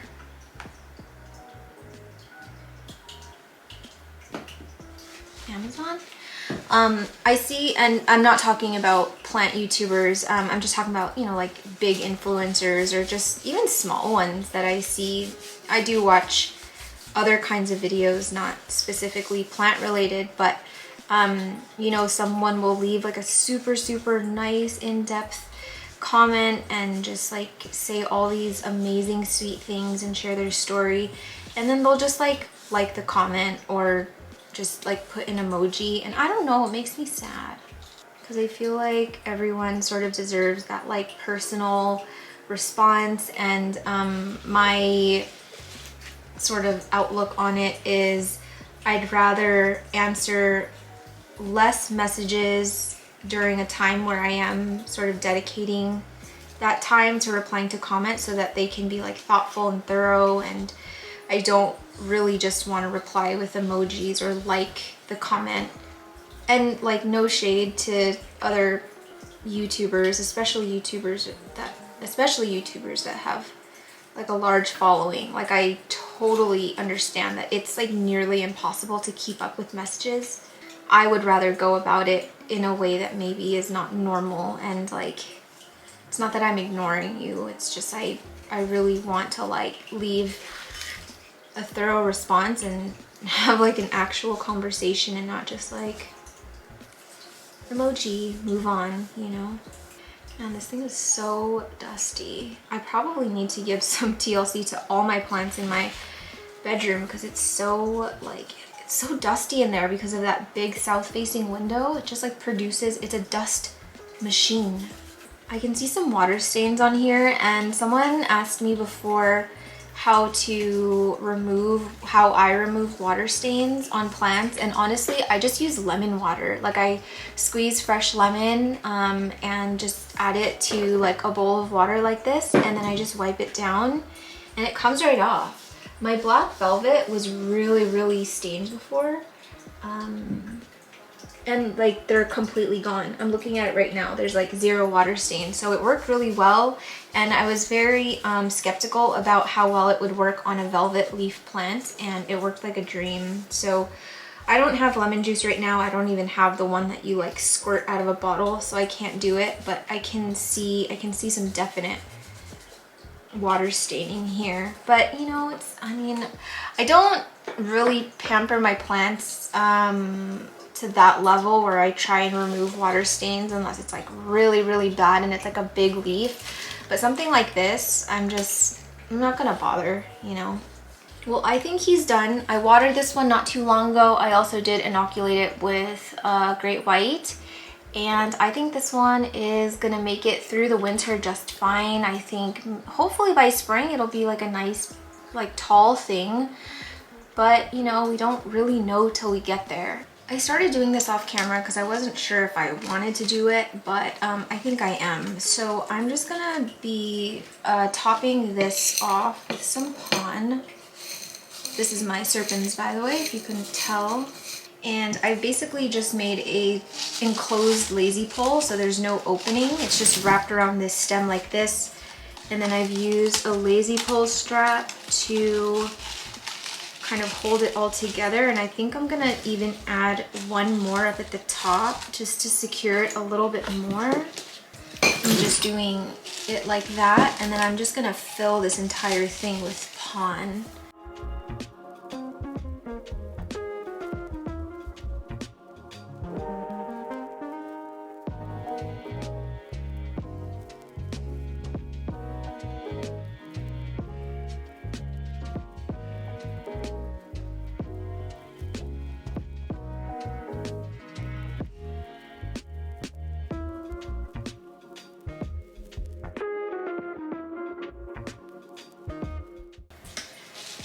So it's in there pretty snug. I even added some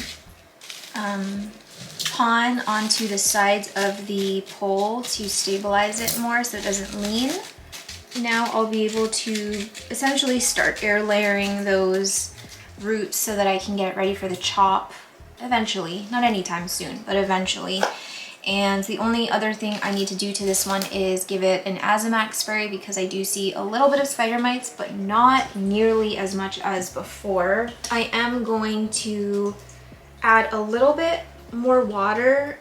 The water level is already where I would want it to be, which is right there, but I just want to make sure that this pon is wet so that it can continue to hydrate the stem. So I'm not going to add too much. I'm just going to go around and add some of that water, and that's pretty much it. So she looks crazy, but she's done, and I actually am feeling good about this air layer propagation method. This works great for long stems, so we will check back with this in, I don't know, a couple months and just see how it's going. So all in all, I think today was a very successful day. Thank you guys for letting me share some of the plants that are making me very happy right now. Thank you guys for all of your encouragement over the last 3 videos with my very sad incident with my hoyas. I had to delete some of the comments that were calling out other creators who were like spreading this hot water alcohol method, and the reason that I deleted it is because I just don't want any like drama on my page. I don't want these creators thinking that I'm making my space an okay place to like bash them. So I had to delete it, but someone had said, oh, well, like, why are you deleting the comments if you say that you want to spread like good information in the plant community about what works and what doesn't work? And the reason why I don't want to call any specific person out or make any assumption really about the hot water method with hoyas is because, for one, I think I did it wrong. I think that because I used a meat thermometer, maybe the temperature was off a little bit. I think I left it in that alcohol bath for too long. I think I should have not left the alcohol on the plant after I sprayed it. I think I should have sprayed it and then washed it off. I think it was a number of factors, which is why, like I said in the beginning of this video, I do want to do like sort of a test and just see what went wrong and try and do a certain version of that treatment that does not harm the hoyas. And I've had people who are like regulars on this channel who I trust and who I know grow their plants really well that have done that method before, exactly how I did it, and did not have any kind of leaf dropping or any reaction to it. So I'm not gonna completely write it off and say that it's like wrong, but I did mention that it's not for me. Yes, I want to figure out what went wrong, but I just don't think the hot water method is for me. But you know, I don't want to deter anyone who has been using that method and likes it, because my mantra is just do whatever works for you. I do share lots of plant advice on here, but like I always say, it is not the end all be all here. Everything that I do is based on my own experience, my own research, and I'm not here to tell you what's right or wrong. I really feel like that should be up to each individual person. I think everyone should have the freedom to experiment and do what they want. I did have, as expected, some people who were like, this was so stupid, I can't even watch it, it's so dumb.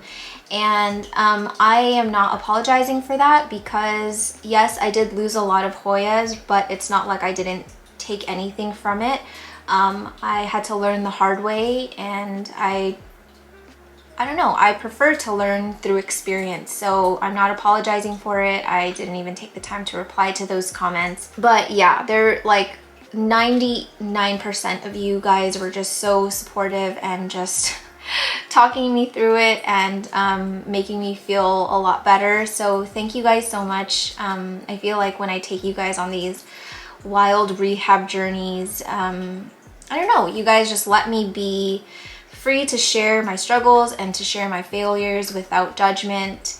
And it's just really nice to have a place where I can take you on this whole ride with me, unfiltered, just as it is, not trying to prove a point, not trying to show you guys how to grow the best plants. There are so many people out there that grow plants way better than I do, but this is a lifelong hobby and I've got a long way to go. So yeah, thank you guys so much. Always appreciate your support. Thank you for 11,000 subscribers.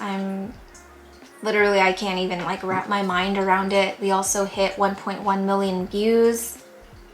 What? So just thank you guys so much. I'm just feeling so grateful for you guys being here. I do have a lot of fun things coming up in terms of videos, and spooky season is coming up, which is my favorite month on YouTube. Last year I had so much fun, and I think this year is going to be really fun too. So thank you. Hope you enjoyed today's video. If you liked it, please don't forget to give it a thumbs up, because it helps us a lot on YouTube. Thank you guys for watching. I will see you on Wednesday, and I hope you guys have a great weekend.